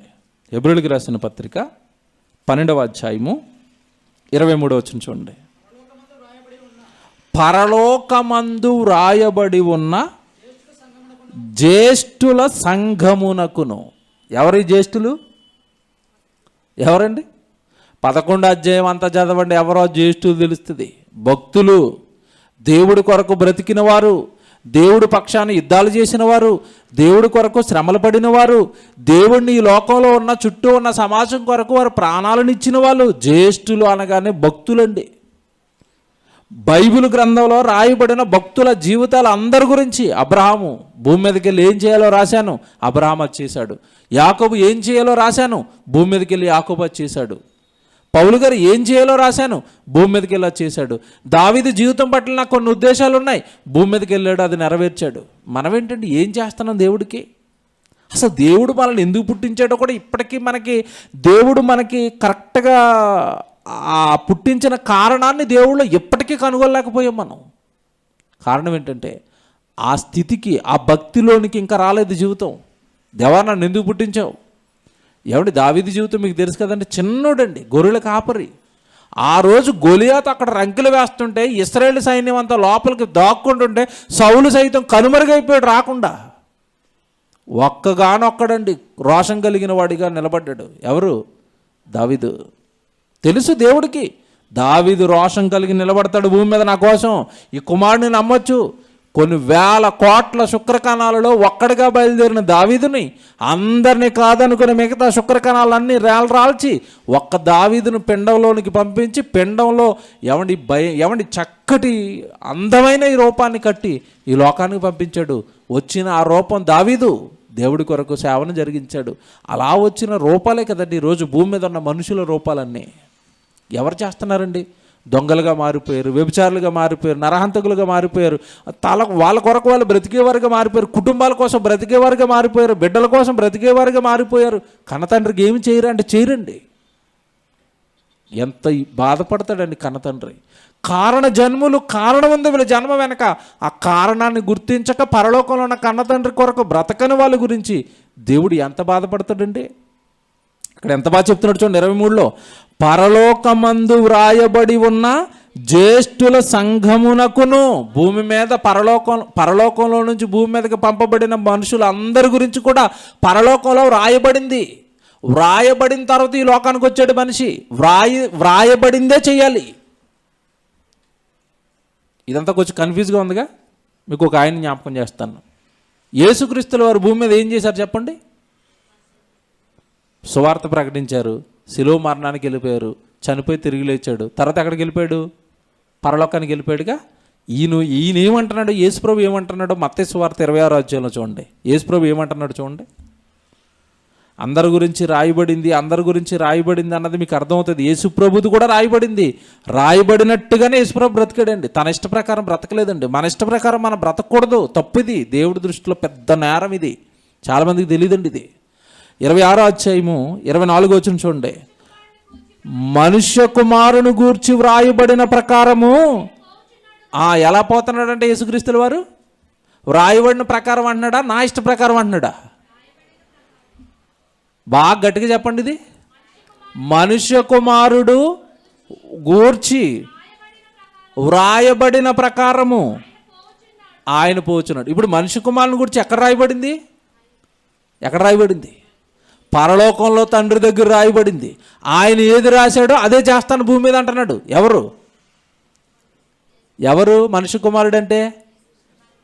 యేసు ప్రభువే ఏది రాస్తే అది చేస్తే ఇప్పుడు మనం ఏం చేయాలి? మా కోసం ఏమి రాసావు ప్రభా, చెప్పు ప్రభా, మేము అదే చేస్తాం బాబా అనాలి. అసలు ఆ భక్తికి వెళ్ళేవండి మనం. నా ఇష్టం, సెలవైతే వస్తా, లేదంటే వాళ్ళొద్దంటే రాను. మనుషులు కూడా ప్రేరేపిస్తూ ఉంటారండి దేవుడి దగ్గరికి విషయంలో. ఆయన రాకపోతే రాను, ఆవిడ వస్తే వస్తాను, వాళ్ళు వస్తే వస్తాను, వాళ్ళు ఇస్తే ఇస్తాను. ఇదేంటిది? నీ జీవితం దేవుడు రాసుకుంది కదా, నువ్వు దేవుడికి చేసుకోవాలిగా. వాళ్ళతో నీకు సంబంధం ఏంటి? నువ్వు రావాలి, నువ్వు చెయ్యాలి, నువ్వు ఇవ్వాలి. నీ జీవితం దేవుడు రాసుకుని ఇచ్చింది, పక్కలతో నీకేం పని? చాలామంది ఎలాగుంటే జోడు పక్షులు. వాళ్ళు వస్తే నేను వస్తా, వాళ్ళు ఇస్తే నేను ఇస్తా. తప్పండిది. అట్టర్ ఈ జీవితాలన్నీ. నీ భక్తి, దేవా నా కోసం ఏం రాసావు, నేనేం చేయాలి నీ కోసం? దేవా నాకేం పని చెప్తావు, నేను ఏం చేయమంటావు? తప్పిదంతా. మనుష్య కుమారుని గూర్చి వ్రాయబడిన ప్రకారము. దేవా నా కోసం ఏం రాసావు అదే చేస్తాను. మీకు సంగతి చెప్తాను చూడండి, మీకు బాగా వెలుగుతుంది. బాప్తిస్మ ఇచ్చి యోహాను గారి గురించి మాట్లాడాడు. ఎక్కడ మాట్లాడాడు యేసుప్రభు? అక్కడ బాప్తిస్మ ఇచ్చేటప్పుడు ఎదురుకుండా వచ్చాడు యోహాను గారు. ఏమంటున్నాడు? బాప్తిస్మ ఇచ్చే యోహాను అన్నాడు. ఏమంటున్నాడు అప్పుడు? ప్రభువా, నీ కాళ్ళు కొన్న చెప్పులు వారు విప్పుటకైనను నేను పాత్రుణ్ణి కాదును అన్నాడు. ఇది కరెక్టే, కానీ ఇప్పటికి ఇది ఎలా జరగాలి కానీ అన్నాడు. బాప్తిస్మ తీసేసుకున్నాడు. ఆయన పక్షాన ఆయన సువార్త ప్రకటించడానికి ఆయన వెళ్ళిపోయాడు. ఈయన సువార్త ప్రకటించుకుంటే ఈయన వెళ్ళిపోయాడు. ఎవరు? బాప్తిస్మ ఇచ్చి యోహాను గారు. బాప్తిస్మ ఇచ్చి యోహాను గారు ఇలా చచ్చిపోవాలని దేవుడు స్క్రిప్ట్ రాసేసాడు. ఎలా చచ్చిపోవాలి? ఏలియాలాగా పౌరుషంగా ఉన్న 4 రోజులైన దేవుడు దేవుడు దేవుడు అనాలి, మధ్యలో తలలేపేసి చచ్చిపోవాలని స్క్రిప్ట్ రాశాడు. ఆ స్క్రిప్ట్ ఈయనకి అర్థం కావట్లేదు. ఎవరికి? యోహాన్ గారికి. జైల్లో పడ్డ వెంటనే ఏడేసు ప్రభు రక్షకుడైతే నన్ను రక్షించాలి కదా, నేనేంటి ఇక్కడ జైల్లో ఉండిపోయినా అంటున్నాడు. స్క్రిప్ట్ అర్థం కావట్లే. మీకు అర్థమైందా? ఇప్పుడు కాస్త తెలుగుతుంది మీకు. స్క్రిప్ట్ అర్థం కావట్లేదు. ఇదేంటి, నేను జైల్లో పడిపోయాను, నిజంగా యేసుక్రీస్తు వారు రక్షకుడైతే నన్ను వచ్చి రక్షించి తీసుకెళ్ళిపోవాలి కదా అంటున్నాడు. నీ స్క్రిప్ట్ అలాగే ఉంది, నేను రాను అంటున్నాడు యేసు ప్రభు. ఆయనకి అందరి స్క్రిప్ట్లు తెలుసు, దేవుడు అందరి గురించి ఏం రాశాడో తెలుసు. శిష్యులు వెళ్ళారు, ఎవరికి? యేసు ప్రభు దగ్గరికి వెళ్ళారు శిష్యులు. ఎవరు శిష్యులు? యోహాన్ గారు పంపించారు. ఆయన కదా కనుక్కుని రండి, ఆయనైతే నేను జైల్లోకి ఎందుకు వస్తాను, ఇంకొకరి కోసం వెతుక్కోవాలా, ఈయన కన్ఫర్మ్ చేసుకోవాలా, అడిగి రండి అన్నాడు. యేసుప్రభు దగ్గర శిష్యులు వచ్చారు, యోహాన్ శిష్యులు అడుగుతున్నారు, ఏంటి మా గురువుగారు పంపించారు మీ దగ్గరికి, రక్షకుడు మీరేనా, మరి మా గురువుగారు శ్రమల్లోకి వెళ్ళిపోతే రాలేదంటే, అది నా స్క్రిప్ట్లో లేదు, నేను రాను అంటున్నాడు ఆయన. రక్షించడం నా స్క్రిప్ట్లో లేదు, యోహాన్ దగ్గరకు వచ్చి మాట్లాడడం నా స్క్రిప్ట్లో లేదు. ఎందుకంటే యోహాన్ గారు తర్వాత ఎక్కడికి వెళ్ళిపోవాలి? చిరఛేదనానికి వెళ్ళిపోవాలి. దేవుడు ఆ స్క్రిప్ట్ రాశాడు ఆయనకి, నేను రాను మధ్యలో కాదు, జరగాలంతే అంటున్నాడు. అంతే, నాకో స్క్రిప్ట్ రాశాడు దేవుడు. ఏంటి? నేను ఎప్పుడు ఎవరితో మాట్లాడాలి, సమరస్త్రీ దగ్గరికి వెళ్ళాలి, మాట్లాడాలి, అదే మాట్లాడతాను అంతే. పొట్టి చక్కకి చెట్టు మీద ఉంటాడు, దింపుతాను అంతే. చివరికి సిలువ వేయించుకుంటాను అంతే. ఇదే చెప్తున్నాడు ఇక్కడ మత్తయి సువార్త 26వ అధ్యాయంలో. ఏమని? మనుష్య కుమారుని గూర్చి వ్రాయబడిన ప్రకారం రాసిందే చేస్తాను, ఎక్స్ట్రా నేను చేయను. ఇది మీకు అర్థం కావడానికి లోకంలో ఒక ఉదాహరణ చెప్తాను. సినిమాలో డైరెక్టర్ కొన్ని క్యారెక్టర్లు రాసుకున్నాడు. మధ్యలో ఒక క్యారెక్టర్ రాసుకున్నాడు, అన్న క్యారెక్టర్ రాసుకుని ఈ హీరోకి అన్న మధ్యలో చచ్చిపోవాలని రాశాడు. ఎవరు రాశారు? డైరెక్టర్ రాశాడు. వీడి మధ్యలో ఏమైపోతారు చెప్పండి? నిజంగా చచ్చిపోయాడా, రాసినందుకు చచ్చిపోయాడు. చచ్చిపోయే సీన్ ఉంది, చెప్తున్నాడు డైరెక్టర్, నేను చచ్చిపోను అంటాడు. నేను రాశాను, నోరు పూసుకుని పో అంటాడు. అంతేనా? డైరెక్టర్ రాశాడు కనుక చచ్చిపోవాలంతే. ఫోటోకు దండేసేస్తారు, అయిపోయింది అక్కడతో. అలాగే బాప్తిస్మ ఇచ్చి యోహాన్ గారి గురించి రాశాడు, నా గురించి ప్రకటించాలి, వీరోచితంగా తల నరికించుకోవాలి, నువ్వు ఒక హతసాక్షిగా రాబోయే తరాలకి గుర్తుండాలి అని యోహాన్ గారి గురించి రాశాడు. అది జరిగింది.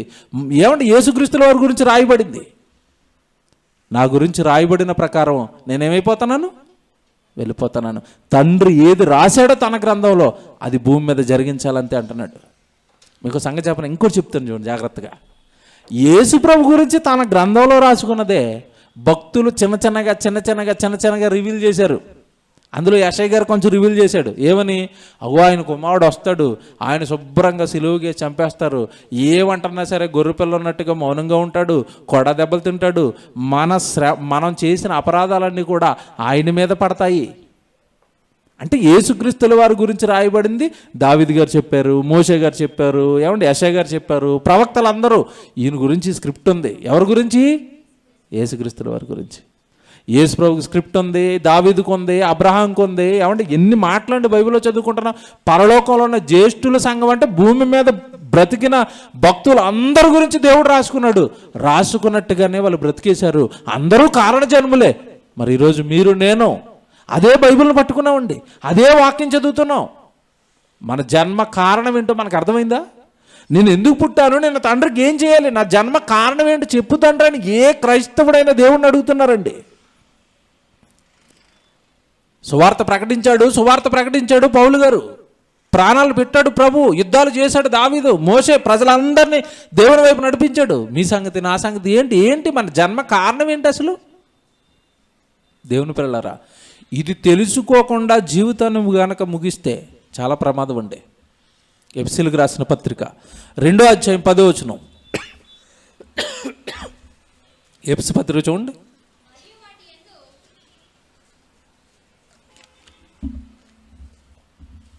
ఎఫెసీయులకు రాసిన పత్రిక 2వ అధ్యాయము 10వ వచనం చూడండి. మరియు వాటి యందు మనము నడుచుకొనవలెనని దేవుడు. ఎఫెసీ పత్రిక 2వ అధ్యాయం 10వ వచనం. పేపర్లు సౌండ్ అవుతుంది, ఒక్క నిమిషం ఆగమా, అందరు తీయండి, ఇది అందరు చూడాలి. 170 4 కొత్త నిబంధనలో. ఏమంటే వేలు పెట్టి అక్కడ కరెక్ట్గా మీరు ఫింగర్ పెట్టుకోండి, అలా వాక్యం చూడండి. పౌలు గారు చెప్తున్నారు. ఇది ఎవరికి చెప్తున్నారు? సంఘాన్ని చెప్తున్నారు. పౌలు గారు ఎందుకు పుట్టారని చదువుకున్నాం ఇందాక. అన్ని జనులలో యేసుక్రీస్తుల వారిని ప్రకటించడానికి పుట్టానని చెప్పిన ఆయన ఇప్పుడు ఈ పత్రికలో ఎపిసి సంఘం వీళ్ళు కూడా అన్ని జనులండి. ఒకప్పుడు ఏమండి దేవుని ఎరగక దూరంగా ఉండిపోయిన అన్ని జనులండి. ప్రభువును ప్రకటించి చక్కగా రక్షణలోకి తెచ్చాడు ఈ ఎపిసి సంఘాన్ని. వాళ్ళకి చెప్తున్నాడు ఈ మాటలు. మరియు వాటి యందు నేను నడుచుకొనవలనని ఉందా, అక్కడ మనము నడుచుకొనవలనని ఉందా? మనము అని ఎంతమంది బైబిల్లో చేయొద్దండి? మనము అని నా బైబిల్లో ఉందని వాళ్ళు చేయొద్దండి. మనము అంటే ఎవరు చెప్పండి అక్కడ? నేను కాదు, ఎపిసి సంఘం అంటారా? మనము అంటే ఎవరు చెప్పండి? ఎవరి చేతుల్లో బైబిల్ ఉండి ఎవరు ఈరోజు ఆ వాక్యం చూస్తున్నారో అందరికీ ఇది ఇప్పుడు మీరు చూసారా? మీకే. మరియు వాటి యందు మనము అంటున్నాడు చూడండి. వాటి యందు మనము నడుచుకొనవలెనని దేవుడు ముందుగా అంటే ఎప్పుడు ముందు? కీర్తన 139:16 వెంటనే స్ట్రైక్ అవ్వాలి మీకు. ఎప్పటికి ముందు? తల్లి గర్భంలో నేను పడుతున్నప్పుడే అక్కడ నా గురించి పుస్తకంలో రాసుకుని నేను ఏం చేయాలో, భూమి మీదకి వెళ్ళి నేను ఎంతకాలం బ్రతికుండాలో, నేను ఎవరికి ఆయన గురించి చెప్పాలో, భూమి మీద ఆయన పక్షాన నేను ఏ పని భారం ఎత్తుకోవాలో అది దేవుడు ముందుగానే నిర్ణయించాడు. ముందు నిర్ణయించిన తర్వాత నేను ఆ పని ఎంతకాలంలో ముగిస్తానో చూసి లెక్కలు వేసి అంతకాలం ఆయుష్కాలాన్ని నాకు నియమించి లోకానికి పంపించాడు. ఎంతమంది వాక్యం మళ్ళీ చదువుతున్నాం చూడండి. మరియు వాటి యందు మనము నడుచుకొనవలెనని దేవుడు ముందుగా సిద్ధపరిచిన సత్క్రియలు చేయుటకై. ఎందుకు పుట్టామంటే మనమంతా? సత్క్రియలు చేయుటకై. సత్క్రియలు అంటే మంచి పనులా? మంచి పనులు అందరూ చేసేస్తే ఏమంటే మంచి పనులు అంటే చాలా లోకంలో చాలా ఉన్నాయిలేండి. మంచి పనులు అంటే లోకానికి ఏమర్థమైందంటే అక్రమాలు చేసి అన్యాయాలు చేసి బాగా డబ్బులు కూడగొట్టేసి కోట్లు మురిగిపోతున్నప్పుడు ఒక 10,000 రోడ్ల పక్కన ఫ్రూట్స్ బెడ్షీట్లు పనిచేసాడు అనుకోండి, అబ్బా ధర్మకార్యాలు జరిగించిన మహాప్రభు మంచి పనులు చేశాడు అంటున్నారు. ఇవా మంచి పనులు అంటే? యాపిల్ పండ్లు ఇవ్వటం, ఏమండి దోచేసిన డబ్బులు అన్నీ. ఏమండి మొన్న ఒక విచిత్రం అండి, అసలు మీరు న్యూస్ చూస్తారో లేదో, పేరు చెప్పలేండి బాధపడతారు మళ్ళీ. మన ఆంధ్రప్రదేశ్లో ఒక పెద్ద దేవాలయం ఉంది, హైందవ సోదరులకు సంబంధించింది. కోట్లండి రోజుకి ఆదాయం. విచిత్రం ఏంటంటే అక్కడ 6 సభ్యులు ఉంటారండి, అతిపెద్ద సభ్యులు. ఆ టోటల్గా ఆ దేవాలయాన్ని మెయింటైన్ చేసేవాళ్ళు. అందులో ఏసీబీకి తెలుసు కదండి, అవినీతి నిరోధక శాఖ. వీళ్ళకి ఒకరి మీద డౌట్ వచ్చింది, వాడు ఇల్లు ఓపెన్ చేశారండి, వాడి మీద రైడ్లు చేశారు. బాబోయ్ బంగారం ఎంత ఉందో తెలుసండి. వాళ్ళు ఎవరో పట్టుకొచ్చి ఉండిలేస్తే ఈయన పట్టుకెళ్ళి ఇంట్లో పెట్టుకున్నాడు. అదంతా సుమారు అండి ఎంత 1,500 కేజీలో 150 కేజీలో బంగారం అండి. కోట్లు డబ్బులు, వెండి, ఫారెన్ కరెన్సీ. ఒక్కడిని పట్టుకుంటే 6 పట్టుకుంటే గుండె ఆగిపోయినామనిపించింది. ఇలా అక్రమం మనుషుల్లో కూడా ఒక బలహీనత ఉంది. ఏంటంటే నువ్వు ఎంతైనా అక్రమంగా సంపాదించారా, పట్టికలో 10,000 దేవుడికి వేసేస్తే పాపం పోయింది. లేదా ఇంకొకళ్ళ ఆలోచనలు ఎలా ఉన్నాయంటే, మంచి పనులు అనేసరికి చెప్తున్నాను మీకు, ఇంకొకటి ఆలోచనలు ఎలా ఉన్నాయంటే, మనం కోట్లు సంపాదించేసాక మరీ కూడగట్టుకుంటే బాగోదు, 1,000 రూపాయలు సిరిగిపోయిన చీరలు కొనేసి రోడ్డు మీద అంతా పంచుకుంటూ వెళ్ళిపోయామంటే అమ్మాయి సాటిస్ఫాక్షన్. ఏం పనిచేశాను? ధర్మకార్యాలు, చీరలు పనిచేశాను, మంచి పనులు. అది కాదండి. నువ్వు చీరచ్చినా, పండిచ్చినా, దుప్పటిచ్చినా ఇవ్వద్దని చెప్పట్లేదు, ఇవ్వటం మంచిదే. అవి తాత్కాలిక ఉపశమనాన్ని ఇస్తాయి తప్ప మనిషికి శాశ్వతమైన ప్రయోజనాన్ని ఇవ్వవు. ఈరోజు భూమి మీద ఉన్న మనిషికి అతిపెద్ద సమస్య అండి తిండో బట్టో కాదండి, అతని ఆత్మ నరకానికి జారిపోతుంది. అది పెద్ద సమస్య భూమి మీద ఉన్న మనిషికి. వన్స్ జారిపోయాడంటే పాతాళానికి, అక్కడ నువ్వు ఇచ్చిన బట్టలు, నువ్వు ఇచ్చిన పండ్లు ఏం చేసుకోవాలి? అక్కడికి పోయి కాలిపోతూ, మరిగిపోతూ, కేకలేస్తూ. నువ్వు చేసే మంచి ఏదైనా ఉందంటే 4 దేవుడి మాటలు చెప్పు. నలుగురిని ఇలా ఏమన్నా దేవుడి పక్షాన్ని ఏమైనా మీటింగులు జరుగుతుంటే 4 తీసుకురా, అక్కడ కూర్చోబెట్టు, నీ డబ్బులు వాళ్ళకి పెట్టి ప్రయాణాలకి నేనే ఛార్జీలు పెట్టుకుంటాను, ఆయన మంచి మాటలు చెప్తారని తీసుకురా. ఇవి మంచి పనులు అంటే. సువార్త పనే దేవుడు కోరుకున్న సత్క్రియలు. నోటు మాటతో చెప్పాను, వాక్యం చూపించాలిగా. ఫిలిప్పీ పత్రిక 1వ అధ్యాయము 3వ వచనం చూడండి. ఫిలిప్పీ పత్రిక 1వ అధ్యాయం 3వ వచనం. మొదటి దినము నుండి, సంఘంతో చెప్తున్నాడు పౌలు గారు, మొదటి దినము నుండి ఇది వరకు సువార్త విషయములలో మీరు నాతో పాలువారై ఉండుట చూచి మీలో ఈ సత్క్రియను ఏంటంట మీలో ఈ సత్క్రియను ప్రారంభించిన వాడు అన్నాడు. ఇంతకీ పైన ఏమన్నాడు? 3వ వచనం ప్రారంభంలో, మొదటి దినము నుండి ఇది వరకు సువార్త విషయంలో మీరు నాతో పాలువారై ఉన్నారు గనక మీలో ఈ పనిని ప్రారంభించిన వాడు యేసుక్రీస్తుల వారి దినం వరకు దీనిని కొనసాగించండి. మధ్యలో కారణాలు చెప్పి ఆపేయకండి దేవుడి పని. అది అక్కడ చెప్తున్నాడు. పైనేమో సువార్త అన్నాడు, కిందకి వెళ్ళేసరికి దాన్ని ఏమంటున్నాడు? సత్క్రియ అన్నాడు. అర్థమైందా? మళ్ళీ చదవనా. మొదటి దినము నుండి ఇది వరకు సువార్త విషయంలో మీరు నాతో పాలువారై ఉండేట చూచి మీలో ఎవరెవరైతే ఈ సత్క్రియలు ప్రారంభించారో యేసుక్రీస్తుల వారి దినము వరకు దానిని కొనసాగించండి రూఢిగా నమ్ముచున్నాను. సువార్త పనే సత్క్రియ. వాక్యం చెప్పటమే సత్క్రియలు, వాక్యం చెప్పించటమే సత్క్రియ. చూసారా? మీకు చెప్పడం వస్తే చెప్పండి, చెప్పించండి. ప్రపంచానికి క్రైస్తవుడు చేయాల్సిన పెద్ద మేలండి సువార్తను చెప్పించటం. ఎందుకంటే మానవుడు కారణ జన్ముడు అన్న సంగతే ఇప్పటి వరకు ప్రపంచానికి తెలియదండి. ఏదో కారణంతో దేవుడు నన్ను పుట్టించాడు, దేవా నేను ఏం చేయాలి నీకోసం, ఏటి నా జన్మ పరమార్థం. భక్తులందరి గురించి రాసుకుని ఇచ్చానన్నావు, నా గురించి ఏం రాసుకున్నావు?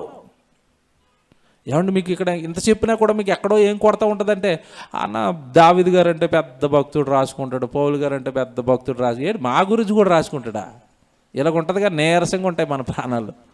అందరి గురించి రాసుకుంటాడు. ఓ మాట చూపిస్తాను మీకు. పాత నిబంధనలో ఇశ్రాయేలు గురించి దేవుడు ఏం చెప్తున్నాడు చూడండి. నిర్గమకాండం 32వ అధ్యాయము. నిర్గమకాండం 32వ అధ్యాయము 32వ వచనం చూడండి. నిర్గమకాండం 32వ అధ్యాయము 32వ వచనం. అయ్యో ఏమండి, దేవుడు కోపం వచ్చేసింది ఒక సందర్భంలో, చంపేయాలనుకుంటున్నాడు ఇక అక్కడ ఉన్న ఇశ్రాయేలు ప్రజలందరినీ. అప్పుడు మోషే గారు అడ్డుపడిన సందర్భం అండి ఇది. ఏమంటున్నాడు చూడండి 32వ వచనం. అయ్యో నీవు వారి పాపమును ఒకవేళ పరిహరించితివా, లేని ఎడల నీవు వ్రాసిన నీ గ్రంథములో నుండి నా పేరు తుడిచివేయమని. అంటే ఇప్పుడు ఎవరి పేరు ఎక్కడ రాయబడిందని చెప్తున్నాడు చెప్పండి? మోషే గారు అంటున్నారు, నా పేరు నీ గ్రంథంలో రాసుకున్నా నాకు తెలిసేది అంటున్నాడు. మనకేంటంటే మన గ్రంథంలో మన పేరు ఉందని మనకు తెలియదు ఇప్పుడు వరకు. నా జీవితం కూడా గ్రంథంలో రాయబడిన జీవితం అని మనకు తెలియదు. అందుకే ఇష్టం వచ్చినట్టు బ్రతికేస్తున్నాం. ఇది తెలిస్తే ఇష్టం వచ్చినట్టుగా బ్రతకం.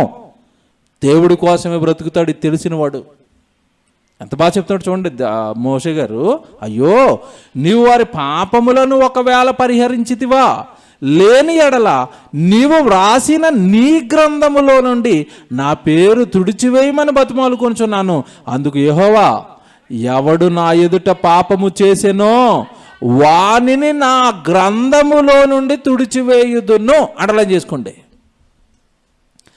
ఎవడైతే భూమి మీదకి వెళ్ళిన తర్వాత పాపం చేస్తున్నాడో వాడిని నా గ్రంథంలోంచి ఏం చేస్తాను? తుడిచేస్తాను. అంటే పాపం చేసిన వాడిని తుడిచేస్తానంటే అందరి పేర్లు ఇప్పుడు ఆయన దగ్గర ఉన్నాయా? అందరివి గ్రంథాల్లో ఉన్నాయా? ఉన్నాయండి. భయం వేస్తుంది తెలుసండి ఈ వాక్యాలని అర్థమైతే, భయం వేస్తుంది తెలుసండి ఈ వాక్యాలని గుండెలోకి ఎక్కితే. ఏంటి, నా దినాలలో ఒకటైనను కాకమునిపే నా దినాలన్నీ దేవుడు గ్రంథంలో రాసుకుని ఇచ్చాడా? మోషే గారిది రాసుకున్నాడా? దావీదు గారిది రాసుకున్నాడా? పౌలు గారిది రాసుకున్నాడా? నాది రాసుకున్నాడా? యేసుప్రభుది రాసుకున్నాడా? అందరివి రాసుకుని ఇస్తున్నాడా? ఒకప్పుడు కిరాణా షాప్ దగ్గరికి అప్పుకెళ్ళినప్పుడు ఏం చేసేవాడు చెప్పండి? ఇంత పుస్తకం ఉంటుంది ఇప్పటికీ కిరాణా షాప్ అయిన దగ్గర, పేరు ఉంటుంది. పేరుండి మనం ఇష్టం వచ్చినట్టుకి వెళ్ళి తెచ్చేసుకుంటా ఉండండి. సరుకులు, సబ్బులు ఇవ్వండి, ఉప్పు ఇవ్వండి, పప్పు ఇవ్వండి, కారం ఇవ్వండి, ఇచ్చేస్తాడు. కానీ ఇచ్చింది అంత ఏం చేస్తాడు ఆయన? రాసుకుంటాడు. నెలాఖరున తెలుస్తుంది. 3,000 అయిందండి బిల్లు అంటాడు. ఎక్కడిది, ఎలా తెలిసింది? రాసేసాను. 27వ తారీఖున ఏం చేసావు చెప్పమంటావా? 6వ తారీఖున ఏం పట్టుకెళ్ళావు చెప్పమంటావా? మీ పిల్లలు వచ్చి ఎన్ని చాక్లెట్లు తినేసారు చెప్పమంటావా? చిట్ట మొత్తం ఉంటుంది పట్టి. ఆఫ్టర్ ఆల్ సరుకులు పట్టుకెళ్తుంటేనే రాసుకుంటే, నువ్వు అప్పు ఇవ్వాలని రాసుకుంటే, నిన్ను భూలోకానికి పంపించి నీకు గాలిచ్చి, నీ ఎండిచ్చి, నీకు ఆరోగ్యాన్ని ఇచ్చి, నీకు ఆహారం ఇచ్చి, నీకంటూ ఒక కుటుంబాన్ని సెట్ చేసి, నీకంటూ తల్లిదండ్రులను పెట్టి, భార్యను పెట్టి, బిడ్డను పెట్టి, ప్రతి క్షణం దేవదూతలను నిన్ను కాపలాగా పెట్టి ఎంత చేస్తున్న పరమ తండ్రి భూమి మీద నువ్వేం చేస్తున్నావో రాసుకోడా? చచ్చిపోయిన తర్వాత అడగడా? ఎన్ని బూతు మాటలు మాట్లాడావు, నువ్వు ఎవరిని తిట్టావు, ఎవరిని హింసించావు, ఎవరిని దండించావు, ఎన్నిసార్లు దేవుడి కొరకు డొమ్మా కొట్టేశావు, ఎన్నిసార్లు దేవుడు వాక్యం తోసేసి ఇష్టం వచ్చినట్టుగా బతికేసావు రాసుకోడా? పిచ్చి పిచ్చిగా బ్రతికేస్తున్నారండి భూమి మీద మనుషులు. ఏం తెలీదు. రాసుకున్న ప్రతి పేజీ కూడా దేవుడు పనులతో నిండాలి. నిన్నటి దినం దేవుడు పనితో నిండాలి, ఈరోజు దేవుడు పనితో నిండాలి, రేపు దేవుడు పనితో నిండాలి. నీ పుస్తకం అంతా కూడా దేవుడు పనులతో నిండిపోవాలని ఆయన రాసుకుంటే ఎక్కడండి భూమి మీదకి వచ్చిన తర్వాత మనిషి దేవుడి కోసం చేస్తాడు? చెయ్యకపోగా ఇంత ఇచ్చినా కరోనాలోనండి కొన్ని 2 కోట్ల మంది లేపో దేవా నన్ను ఉంచో నేను ఏం చేయాలని అడుగుతాడేమో ఎప్పటికైనా చూస్తున్నారండి. దేవుడు మారట్లేదండి. మనిషి దేవుడు ఉద్దేశాలు గమనించట్లేదండి. దేవుడు నన్ను ఎందుకు పుట్టించుంటాడో, దేవుడు నన్ను ఏం చేయమని పుట్టించుంటాడో, అయ్యో నాకు తెలియట్లేదని భయం లేదండి, బెంగ లేదండి. దేవుడు మాటలు ఎంత బాగుంటాయి తెలుసండి. ఇర్మియా గారితో చెప్తున్నాడు చూడండి, మీరు ఎంత ఆశ్చర్యపోతారో. ఎంతమంది జీవితాలు చూపిస్తానని మీకు 1 కాదు 2 కాదు 3 కాదు, ఎంతమంది జీవితాలు చూపిస్తున్నాను. రాసుకున్న జీవితాలే మనిషివన్నీ. దేవుడు ఏది రాశాడో అది భూమి మీద నువ్వు జరిగించకపోతే మాత్రం ఏం జరుగుతుందో కూడా చివరిలో చూపిస్తాను. ఇర్మియా గ్రంథం 1వ అధ్యాయము 4వ వచనం చూడండి ఏమంటున్నాడు. ఇర్మియా గ్రంథం 1వ అధ్యాయం 4వ వచనం అండి. యెహోవా వాక్కు నాకు ప్రత్యక్షమై ఇలాగు సెలవిచ్చెను, గర్భములో నేను నిన్ను రూపింపక మునుపే. ఎప్పుడు తెలుసంటే దేవుడికి ఇర్మియా, గర్భములో నేను నిన్ను రూపింపక మునుపే, గర్భములో నేను నిన్ను రూపింపక మునుపే నిన్ను ఎరిగితిని. నువ్వు నాకు తెలుసు, నువ్వు నాకు తెలుసు. పుట్టిన తర్వాత లోకానికి తెలుసు, పుట్టిన తర్వాత మమ్మీకి తెలుసు, పుట్టిన తర్వాత డాడీకి తెలుసు, పుట్టిన తర్వాత అక్క అన్నారు, బావ అన్నారు, తమ్ముడు అన్నారు, అన్న అన్నారు, అమ్మ అన్నారు, నాన్న అన్నారు, చెల్లి అన్నారు. అబ్బో భూమి మీద ఏమంటే బంధువులు ఎప్పుడు వచ్చారు నీకు? భూమి మీదకి వెళ్ళిన తర్వాత. నేనెప్పటి నుంచి, నువ్వెప్పటి నుంచి నాకు తెలుసు? గర్భములో నేను నిన్ను రూపింపక మునిపే నిన్ను ఎరిగితిని. చూడండి ఏమంటున్నాడు, నీవు గర్భములో నుంచి ఇర్మియాగా బయటపడక మునుపే నేను నిన్ను ప్రతిష్ఠించి తిని, అపాయింట్ చేసేసాను. దేనికి చెప్తున్నాడు? జనములకు ప్రవక్తగా నేను నిన్ను నియమించి తిని. ఎప్పుడు నియమించాడు ఇర్మియాని? ఎప్పుడు నియమించాడు? గర్భములో పడక మునుపే, గర్భములో పడక మునుపే, నీకంటూ రూపాన్ని ఇవ్వక మునుపే ప్రవక్తగా, జనములకు ప్రవక్తగా నిన్ను అపాయింట్ చేసేసాను, నియమించేశాను. అంటే తల్లి గర్భంలో ఉన్నప్పుడు ఇర్మియా గారి గురించి దేవుడు ఏమి రాసుకున్నాడు చెప్పండి? భూమి మీదకి వెళ్ళి ఏం చేయాలని రాసుకున్నాడు? జనాలకి వాక్యం చెప్పాలని రాసుకున్నాడు. భూమి మీదకి వచ్చి లాయర్ అయిపోయాడు అనుకోండి ఇర్మియా. ఏం చేయాలి దేవుడు? మీకు అర్థమవుతుందా? జనములకు ప్రవక్తగా నిన్ను పుట్టిస్తున్నాను ఇర్మియా అన్నాడు. భూమి మీదకి వచ్చిన తర్వాత డాక్టర్ అయిపోయాడు, యాక్టర్ అయిపోయాడు, సూపర్ స్టార్ అంటున్నాడు, యూట్యూబ్ స్టార్ అంటున్నాడు, ఫేస్బుక్ స్టార్ అంటున్నాడు. ఏం చేయాలి? ఏం చేయాలండి? రాసుకున్నది జరిగించలేదు గనుక, రాయబడిన ప్రకారము నువ్వు బ్రతకలేదు కనుక తీర్పు తీరుస్తున్నాను నీకు. ఏంటి తీర్పు? నేను ఉండే లోకంలో ఉండడానికి నువ్వు అర్హుడివి కావు. చాలా డేంజర్ తెలుసండి మనిషి జీవితం అనేసరికి. ఏమీ అర్థం కాలేదండి. ఏమండి మానవులు అందరినీ చూస్తున్నప్పుడు ఎంత బాధ వేస్తుందంటే, ఒక వీడియో చూపిస్తారు మీకు చిన్న బిట్టు. బాబా పబ్జి గేమ్ అయింది ఉందా, వచ్చింది ఆ వీడియో చూపిస్తారా? ఏమండి లోకంలో ఒక్కొక్కడికి ఒక్కొక్క పిచ్చి పట్టేసిందండి. వీడికి ఏం పిచ్చి పట్టేసింది చూడండి, వీడియో చూడండి మీరు. అసలు మీరు నవ్వుకుంటారు నేను చూస్తేనండి. డాక్టర్లు హాస్పిటల్లో పడేసి బుర్రకి ఆపరేషన్ చేసేసినా ఆడు పిచ్చిపోలేదు ఇంకా. మీరు చూడండి, ఆడి పట్టిన పిచ్చి చూడండి. ఆడు ఎందుకు పుట్టాడు, ఏం చేస్తున్నాడు, బెడ్డ మీద పడుకుని చూడండి. అది గురండి కుర్రోడు, చిన్న కుర్రోడు. సౌండ్ ఇవ్వండి బాబు, వెనక్కేయండి. అదిగో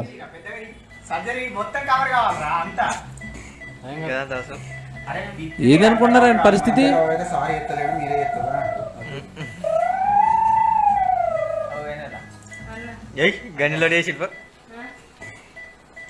చూడ పక్క వాళ్ళు కామెడీ చేసుకుంటున్నారు ఆ పరిస్థితిలో ఉంటే. అది కాలుస్తున్నాడండి. ఎందుకు అలా మరిపోయాడు? ఏం పట్టేసింది అనుకుంటున్నారు? మొబైల్లో గేమ్ ఉందండి, పబ్జీ గేమ్ అంట. ఇక అది ఆడి ఆడి ఆడి ఆడి ఆడి ఆడి మెర్నరాలు ఆడి బుర్ర అంతా కూడా ఏం నిండిపోయింది? పబ్జీ గేమ్ నిండిపోయింది. అందులో నుంచి బయటికి తేడానికి అదిగో తలకంత పెద్ద ఆపరేషన్ చేశారు, అయినా బయటికి రాలేదాడు, ఇంకా ఆడుతూనే ఉన్నాడు కోమాలో ఉండి. ఏమండి మనుషులు ఎలా మారిపోయారండి? ఏమండి అసలు న్యూస్ చూస్తుంటే భయం వేస్తుందండి. ఎప్పుడు చూడండి ఎర్రని పేపరే, అక్కడ 4, ఇక్కడ 8, ఇక్కడ 6 లేచిపోతూనే ఉన్నారు, చంపుకుంటూనే ఉన్నారు, చచ్చిపోతూనే ఉన్నారు. ఏ పేపర్ చూస్తేనే న్యూస్ చూస్తుంటే ఏంటి మానవ జాతి ఇలాగ అయిపోతుంది? ఎందుకు పుట్టాడు దేవుడు? ఎందుకు పుట్టించాడు? ఏం చేస్తున్నారు వీళ్ళంతా? చిన్న జీవితం అండి. 60, 70 గట్టిగా ఉంటే 80 సంవత్సరాలు, 60 సంవత్సరాలు, 70 సంవత్సరాలు భూమి మీదకి వెళ్ళి నా పని చేయని ఆయన అని భక్తులను పుట్టించాడు. పని చేయని ఆయన అని నిన్ను నన్ను దేవుడు పుట్టించాడండి కారణ జన్ములుగా. ఈ జన్మను గనక వృధా చేసుకున్నామా? ఏమంటాడు తెలుసండి దేవుడు? ప్రకటన గ్రంథం మీరు చూడండి. గ్రంథాల్లో రాసుకున్నాను అంటున్నాడుగా. 20వ అధ్యాయానికి రండి. రాసుకున్నది కనుక మనం జరిగించకపోతే, కారణ జన్ములుగా జన్మకు వచ్చిన కారణాన్ని మనం పండించకపోతే ఏం చేస్తాడో ఏమండి? 20వ అధ్యాయము 12వ వచనం అండి. ప్రకటన గ్రంథం ఏమండి 20వ అధ్యాయము 12వ వచనం చదువుతున్నారు. మరియు గొప్పవారేమి కొద్దివారేమి మృతులైన వారు అందరూ అనడా? కొందరు అంటున్నాడా? అందరూ, A to Z భూమి మీద పుట్టిన మనుషులు అందరూ ఆ సింహాసనము ఎదుట నిలవబడి ఉండుట చూచితిని. ఇప్పుడు మనం నిలబడాలా? ఇల్లి నేను యాక్సెప్ట్ అండి, నేను వెళ్ళనంటారా? వెళ్ళనన్న వాళ్ళు చేయలేపండి. అందరూ అన్నాడు. అందరూ అంటే నువ్వు కానీ నేను కానీ 60-70 సంవత్సరాల తర్వాత అందరం ఏమైపోతాం? మృతే. ఈ మృతి పొందిన వారు అందరూ కూడా దేవుని సింహాసనం ఎదుట నిలబడాలంట. భూమి మీద ఉండగా ఎన్ని మాటలు చెప్పినా మనిషి మారడండి. కానీ టక్కున మారు మనసు వస్తుంది ఓ రోజు. ఎప్పుడు చెప్పండి? ధనవంతుడికి మారు మనసు ఎప్పుడు వచ్చింది చెప్పండి? ఎప్పుడు వచ్చింది? ఎక్కడ వచ్చింది? వచ్చిన ఉపయోగం ఉంటుందా? ఎక్కడ రావాలి మారు మనసు వస్తే? భూమి మీద ఉండగా. భూమి మీద ఉండగా మారు. భూమి మీద ఉండగా నువ్వు ఎందుకు పుట్టావో తెలుసుకో. భూమి మీద ఉండగా దేవుడికి ఏం చేస్తావో చేసుకో. వద్దు వృధా చేసుకోక ఆయుష్కాలాన్ని, వద్దు వృధా చేసుకోక యవ్వన కాలాన్ని, నీ జీవితాన్ని. మృతి పొందిన తర్వాత ఖచ్చితంగా జడ్జి ముందు నుంచోవాలి. ఎవరా జడ్జు? దేవుడు. ఎంత బాగా చెప్తున్నాడు చూడండి. గొప్పవారేమి కొద్దివారేమి. గొప్పవారంటే వాళ్ళని చూసే కదండి ఈరోజు లోకం అంతా పోతుంది. మెగాస్టార్ అంటే ఆయన కూడా నుంచోవాలి అక్కడ.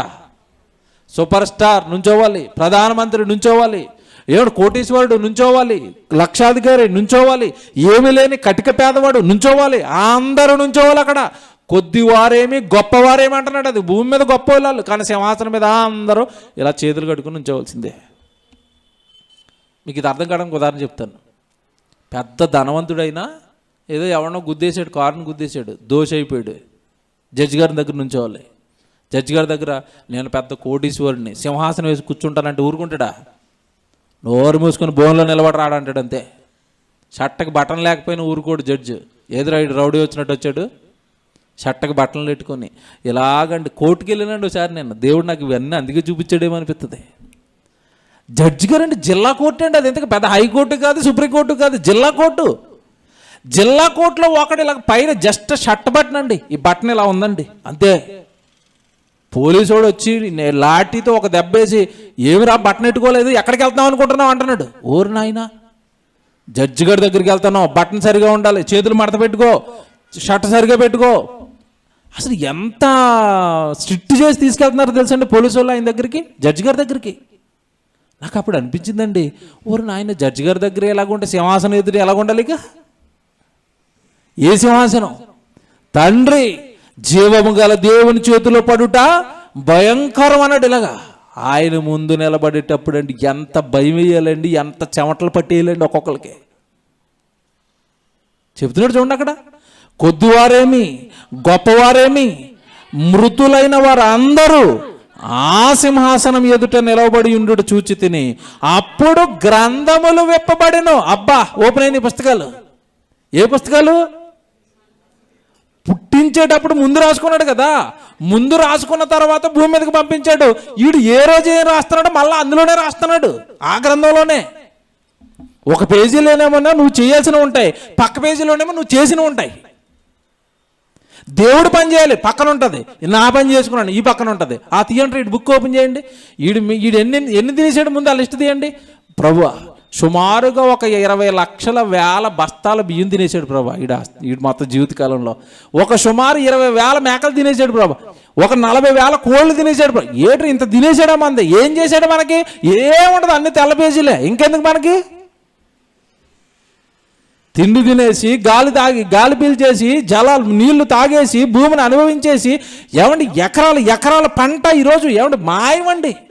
ఏ రైతు మార్కెట్కి వెళ్ళండి, పొద్దున్న చూసరికి గొట్ల కింద కూరగాయలండి, సాయంత్రానికి అక్కడ మళ్ళీ పుచ్చిపోయి ఉంటాయి, అంతే ఎత్తుకుపోయారు, అన్నీ తినేస్తారు ఒక రోజులో. ఎవరిది కష్టం? కన్న తండ్రిదండి. అందరు లెక్కలు తీస్తాను, ఎవరిని విడిచిపెట్టనండి దేవుడు. అందరు లెక్కలు తీస్తాను, తీయండి. వాడి గ్రంథం ఇప్పండి. మీరు మాట చదువుకుంటారు, మీకు తెలుసు కదండి. నువ్వు కూర్చున్నా నాకు తెలుసు, నువ్వు నుంచున్నా నాకు తెలుసు, నువ్వు నడిచినా నాకు తెలుసు, హృదయంలో తలంపు పుట్టక మునిపే నాకు తెలుసుని ఊరకనే ఉన్నాడు అనుకున్నారా? చేసినవన్నీ రాసేస్తున్నాడు. చూస్తారా? అది రాసేస్తాడు అన్ని. అది చూస్తారా? అది చూసి ఇక్కడికి వద్దురు. కానీ మలాకి గ్రంథం చూడండి. మలాకి గ్రంథం 3వ అధ్యాయమా, చివరిలో మాటలు ఉంటాయి చూడండి. 3వ అధ్యాయము 16వ వచనం. మలాకి గ్రంథం 3వ అధ్యాయం 16వ వచనం అండి. అప్పుడు యెహోవా యందు భయభక్తులు గలవారు ఒకరితో ఒకరు మాట్లాడుచుండగా యెహోవా చెవియొగ్గి ఆలకించెను. మరియు యెహోవా యందు భయభక్తులు కలిగిన వారు ఆయన నామమును స్మరించుచు ఉండు వారికి జ్ఞాపకార్థముగా ఒక గ్రంథము ఆయన సముఖమునందు. మాటలన్నీ రాస్తున్నాడంట. ఎవరెవరు ఏమేమి మాట్లాడుకుంటున్నారో మాటలన్నీ కౌంటు రాసేస్తున్నాడు. మాటలు రాస్తున్నాడు, నడకలు రాస్తున్నాడు, చూపులు రాస్తున్నాడు, చేసిన పనులు రాస్తున్నాడు. రాసిన గ్రంథాలు విప్పమంటున్నాడు. ఎప్పుడు విప్పమంటున్నాడు? మృతులైన వారందరూ సింహాసనం ఎదుట నిలబడితే తీసుకురండి డైరీ అంటున్నాడు, అంతే. నా డైరీ తెస్తే ఏముంటాయి? మీ డైరీ తెస్తే ఏముంటాయి దేవుడికి? అప్పుడప్పుడు చూడండి, ఆత్మకథ అని రాసేసుకుంటారండి. ఈ ఆత్మకథలు వీళ్ళు అన్నీ ఏం రాసుకుంటారంటే వీళ్ళు చేసిన మంచి పనులే రాసుకుంటారు. దొంగతనాలు, వీళ్ళు మాట్లాడిన చెడ్డ మాటలు, వీళ్ళు వేసుకున్న గొడవలు, ఇవన్నీ రాస్తాడు ఆత్మకథలో. అన్నీ మంచిగా రాసుకుంటాడు. కానీ దేవుడు మంచి రాస్తాడు, చెడు రాస్తాడు. రాయబడినవన్నీ విప్పండి. వీడేం చేశాడో విప్పండి భూమి మీద. విప్పిన తర్వాత చూడండి ఏం జరుగుతుందో. అక్కడికి వచ్చేయండి. ప్రకటన గ్రంథం 20వ అధ్యాయము 12వ వచనం. మరియు గొప్పవారేమి కొద్దివారేమి మృతులైన వారు అందరూ ఆ సింహాసనం ఎదుట నిలవబడి ఉండుట చూచితిని. అప్పుడు గ్రంథములు విప్పబడెను, మరియు జీవ గ్రంథమును వేరొక గ్రంథము విప్పబడెను. ఎన్ని విప్పబడ్డాయి? జీవ గ్రంథం సెపరేట్గా ఉంది, మన గ్రంథం సెపరేట్గా ఉంది. జీవ గ్రంథంలోకి పేర్లు ఎప్పుడు వెళ్తాయి? నీకు ఇవ్వబడిన గ్రంథంలో దేవుడు నీ గురించి ఏమి రాశాడో అది నువ్వు భూమి మీద చేస్తే జీవ గ్రంథంలోకి నీ పేరు. ప్రతిదాన్ని వాక్యం చూపించాలని ఉంటుందండి. టైం ఏమో ముళ్ళు అలా తిరుగుతూనే ఉంటుంది. అది టైం అయిపోయింది. దేవుడు పని చేస్తేనే జీవ గ్రంథంలో నీ పేరు ఉంటుంది. దీనికి ఒక రెఫరెన్స్ చూద్దామండి. తిమోతికి రాసిన మొదటి పత్రిక చూడండి.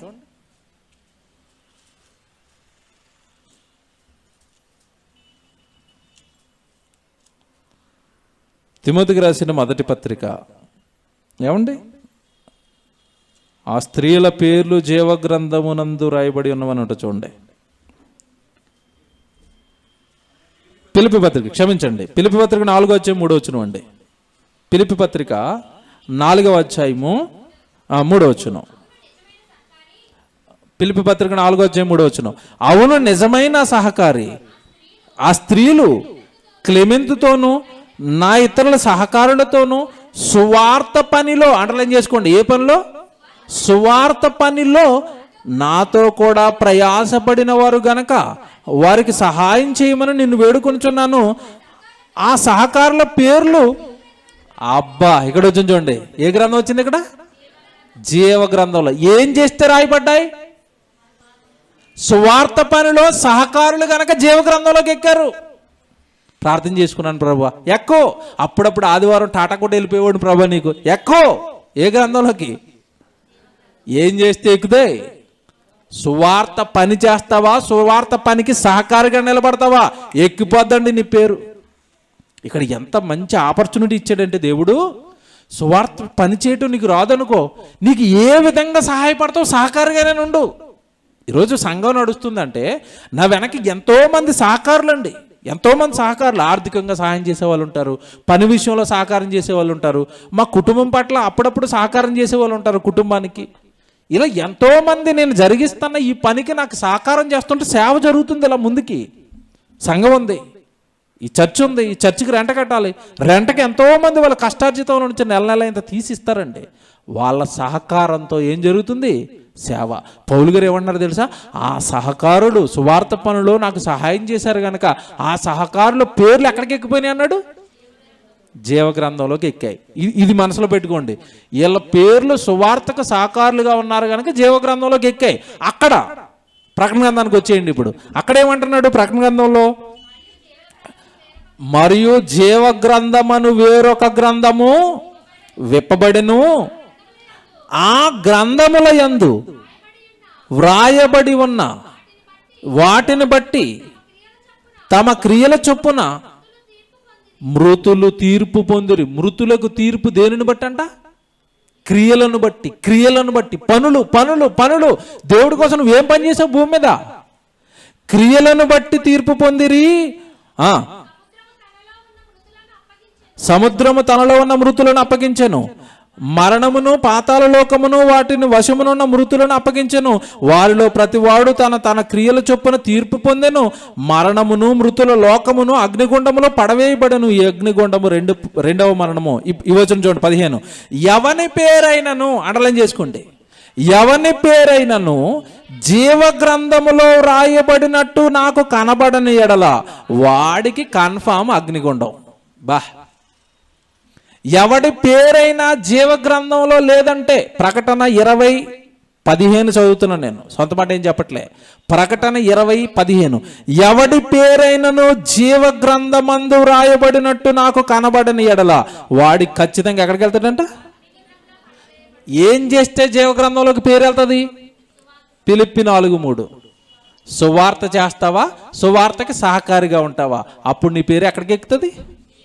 బా, ఎంత బాగుంది చూసారు బైబిల్. నువ్వు పుట్టించిన నీ కారణ జన్మ, నిన్ను పుట్టించిన నీ దేవుడు భూమి మీదకి వెళ్ళి నువ్వేం చేయాలో రాశాడు. దేవుడిని అడుగు, దేవా నన్ను ఏం చేయమంటారు, మీకోసం ఏ పని చేయమంటారు, ఏం చేయమంటారు, ఎక్కడ నాకు సహకారంగా మీ పనిలో ఉండే భాగ్యాన్ని నాకు ఇస్తారు, అడగండి దేవుణ్ణి. ఆ పనిలో ఉండండి. ఆ పని పరలోకం ఇస్తుంది. ఆ పని జీవగ్రంథంలోనికి మన పేరెక్కిస్తుంది. ఎందుకు పుట్టామో తెలుసుకోకుండా కనుక మరణించామా, దారుణంగా చనిపోతూ ఉండి మరణం తర్వాత నిత్యాగ్ని దండనలోనికి మనం అంతా వెళ్ళిపోతాం. 60-70 సంవత్సరాలు ఈ జీవితం కొరకు బోధ చేస్తున్నారు తప్పండి ఎవరు. మరణం తర్వాత ఏంటి, నేను పరలోకం చేరతానా, ఏం చేస్తే పరలోకం చేరతాను, ఈ సంగతులు అసలు ఆత్మకు సంబంధించిన సంగతులు ఎక్కడ బోధించబట్టలేదండి. అందుకే మనుషులకు భయం లేకుండా పోయింది ఈరోజు. అందుకే మనుషులు పాపాలలో పేట్రేగిపోతున్నారు ఈరోజు. దేవుని పిల్లలారా, ఎంత బాగుందండి బైబిల్. బైబిల్లో భక్తులు ఉంటారండి. బర్త్డే కనుక ఆ విషయాన్ని జ్ఞాపకం చేస్తున్నాను. సంసోను పుట్టాడు, మీకు తెలుసు కదండి. న్యాయాధిపతులు గ్రంథం 13వ అధ్యాయంలో సంసోను పుడతాడు. ఆ సంసోను పుట్టడానికి మునిపే దేవతతో వచ్చి సంసోను తల్లిదండ్రులకి పుట్టబోయే పుట్టి ఏం చేస్తాడో కూడా చెప్తుందండి. చెప్పగానే ఆ సందర్భంలో సంసోను తండ్రి గారు ఉండరు. తండ్రి గారి దగ్గరికి తల్లి దగ్గరికి దేవదూత వచ్చినప్పుడు ఆ దేవదూత మరలా వచ్చింది మనకు పుట్టబోయే బిడ్డ గురించి చెప్తుంది అన్నప్పుడు ఈయన కూడా వెళ్తాడండి. వెళ్ళి ఏం అడుగుతాడు తెలుసండి, ఆశ్చర్యపోతామండి ఆ వచ్చిన చెబితే. మాకు పుట్టబోయే బిడ్డ అతడు ఏమవుతాడో, అతడికి మేము ఏం చేయాలో మాకు చెప్తండ్రి. మాకు పుట్టబోయే బిడ్డ మీరు ఎందుకు పుట్టిస్తున్నారో చెప్పండి, మా బిడ్డను మేము అలాగే పెంచుతామని అడిగారండి. ఎవరు? సంసోను తల్లిదండ్రులు. ఈరోజు భూమి మీద ఉన్న ఏ తల్లిదండ్రులు అయినా బిడ్డ పుట్టగానే, దేవా ఈ బిడ్డను ఎందుకు ఇచ్చావో చెప్పుతండ్రి, ఆ బిడ్డను నువ్వు పెంచమన్నట్టుగానే పెంచుతాం, నువ్వు ఎందుకు ఈ బిడ్డను మా చేతుల్లో పెట్టావో చెప్పుతండ్రి అని ఏ తల్లిదండ్రులైనా ప్రార్థన చేస్తారా? ఈ జ్ఞానం తల్లిదండ్రులకు ఉంటే ప్రార్థన చేస్తారు, ఈ బిడ్డను ఏం చేయాలో చెప్పుతండ్రి అని. సంసోను తల్లిదండ్రులు చేశారు. చదువుకోండి, 13వ అధ్యాయము 8వ వచనము, 9వ వచనం, 10, 11, 12 వచనాలు చదివితే అక్కడ సంసోను తల్లిదండ్రులు దేవుడిని అడుగుతున్నారు, ఈ బిడ్డ ఎట్టువాడు అవుతాడో, ఏమవుతాడో, ఈ బిడ్డకి మేము ఏం చేయాలో చెప్పుతండ్రి, ఈ బిడ్డ కారణం, ఈ బిడ్డ యొక్క జన్మ కారణం ఏంటో మాకు చెప్పు, అందుకోసం మేము పెంచుతూ ఉన్నారండి వాళ్ళు. బైబిల్ అండి ఇదండి. బైబిల్కు భిన్నంగా, వాక్యానికి భిన్నంగా ఎవరి జీవితము భూమి మీద గడిచిన అందరి జీవితాలు ఎక్కడికి వెళ్ళిపోతాయి తెలుసండి? పాతాళమే. కారణ జన్ముడండి మానవుడు. దేవుడి కొరకు పుట్టిన వాళ్ళం అండి మనమంతా. దేవుడు ఎన్నో ఆశలు పెట్టుకుని ఇచ్చిన జన్మండిది. వృధా చేసుకోకండి, వృధాగా లోకానికి ఇవ్వకండి, వృధాగా ఈ లోక సంబంధమైన సుఖాలకు, భోగాలకు, ఈ లోక సంబంధమైన జీవితానికి ఈ చక్కటి దేవుడిచ్చిన జన్మను మాత్రం వాడేయకండి. కారణ జన్ములండి అందరం. ఎప్పుడు కూడా ఒక ప్రౌడ్గా మనం ఫీల్ అవ్వచ్చు. ఎందుకో తెలుసా? తల్లిగర్భంలో నా తండ్రి నన్ను కట్టాడండి, తల్లిగర్భంలో నా తండ్రి నన్ను ఆయన స్వహస్తాలతో నన్ను నిర్మించాడండి, నేను దేవుడికి ఒక కుమారుడినండి, నేను దేవుడికి ఒక కుమార్తెనండి, నేనెందుకండి లోకంలో ఉన్న మనుషుల కోసం బ్రతుకుతాను, నేనెందుకండి లోకం కోసం బ్రతుకుతాను, నా తండ్రి కోసమే బ్రతుకుతానన్న దృఢ నిశ్చయం భక్తులకు ఉంది ఆ రోజు. అందుకే వాళ్ళ పేర్లు జీవగ్రంథంలోకి ఎక్కాయి. కనుక మనం ఎందుకు పుట్టామో మనకు అర్థం కాకుండా, మనం ఎందుకు బ్రతకాలో మనకు అర్థం కాకుండా కనుక మన జీవితాన్ని ముగించేస్తానండి, మన పేరు జీవగ్రంథంలోకి వెళ్ళదు. జీవగ్రంథంలోనికి కనుక మన పేరు వెళ్ళకపోతే ఎక్కడికి వెళ్ళిపోతామంట? అగ్నిగుండం. ఇంత భక్తి చేసి ఈ విషయాలన్నీ తెలుసుకోక ఏదో ఆదివారం వెళ్తున్నాం వస్తున్నాం నామకార్థ భక్తిలో కనుక మనం ఉండిపోయామా, హృదయపూర్వకంగా దేవుడు పనిలోకి కనుక మనం దిగలేదా, జారిపోయేది ఎక్కడికి? నిత్యాగ్ని దండనకు. ప్రార్థన చేసుకుందాం.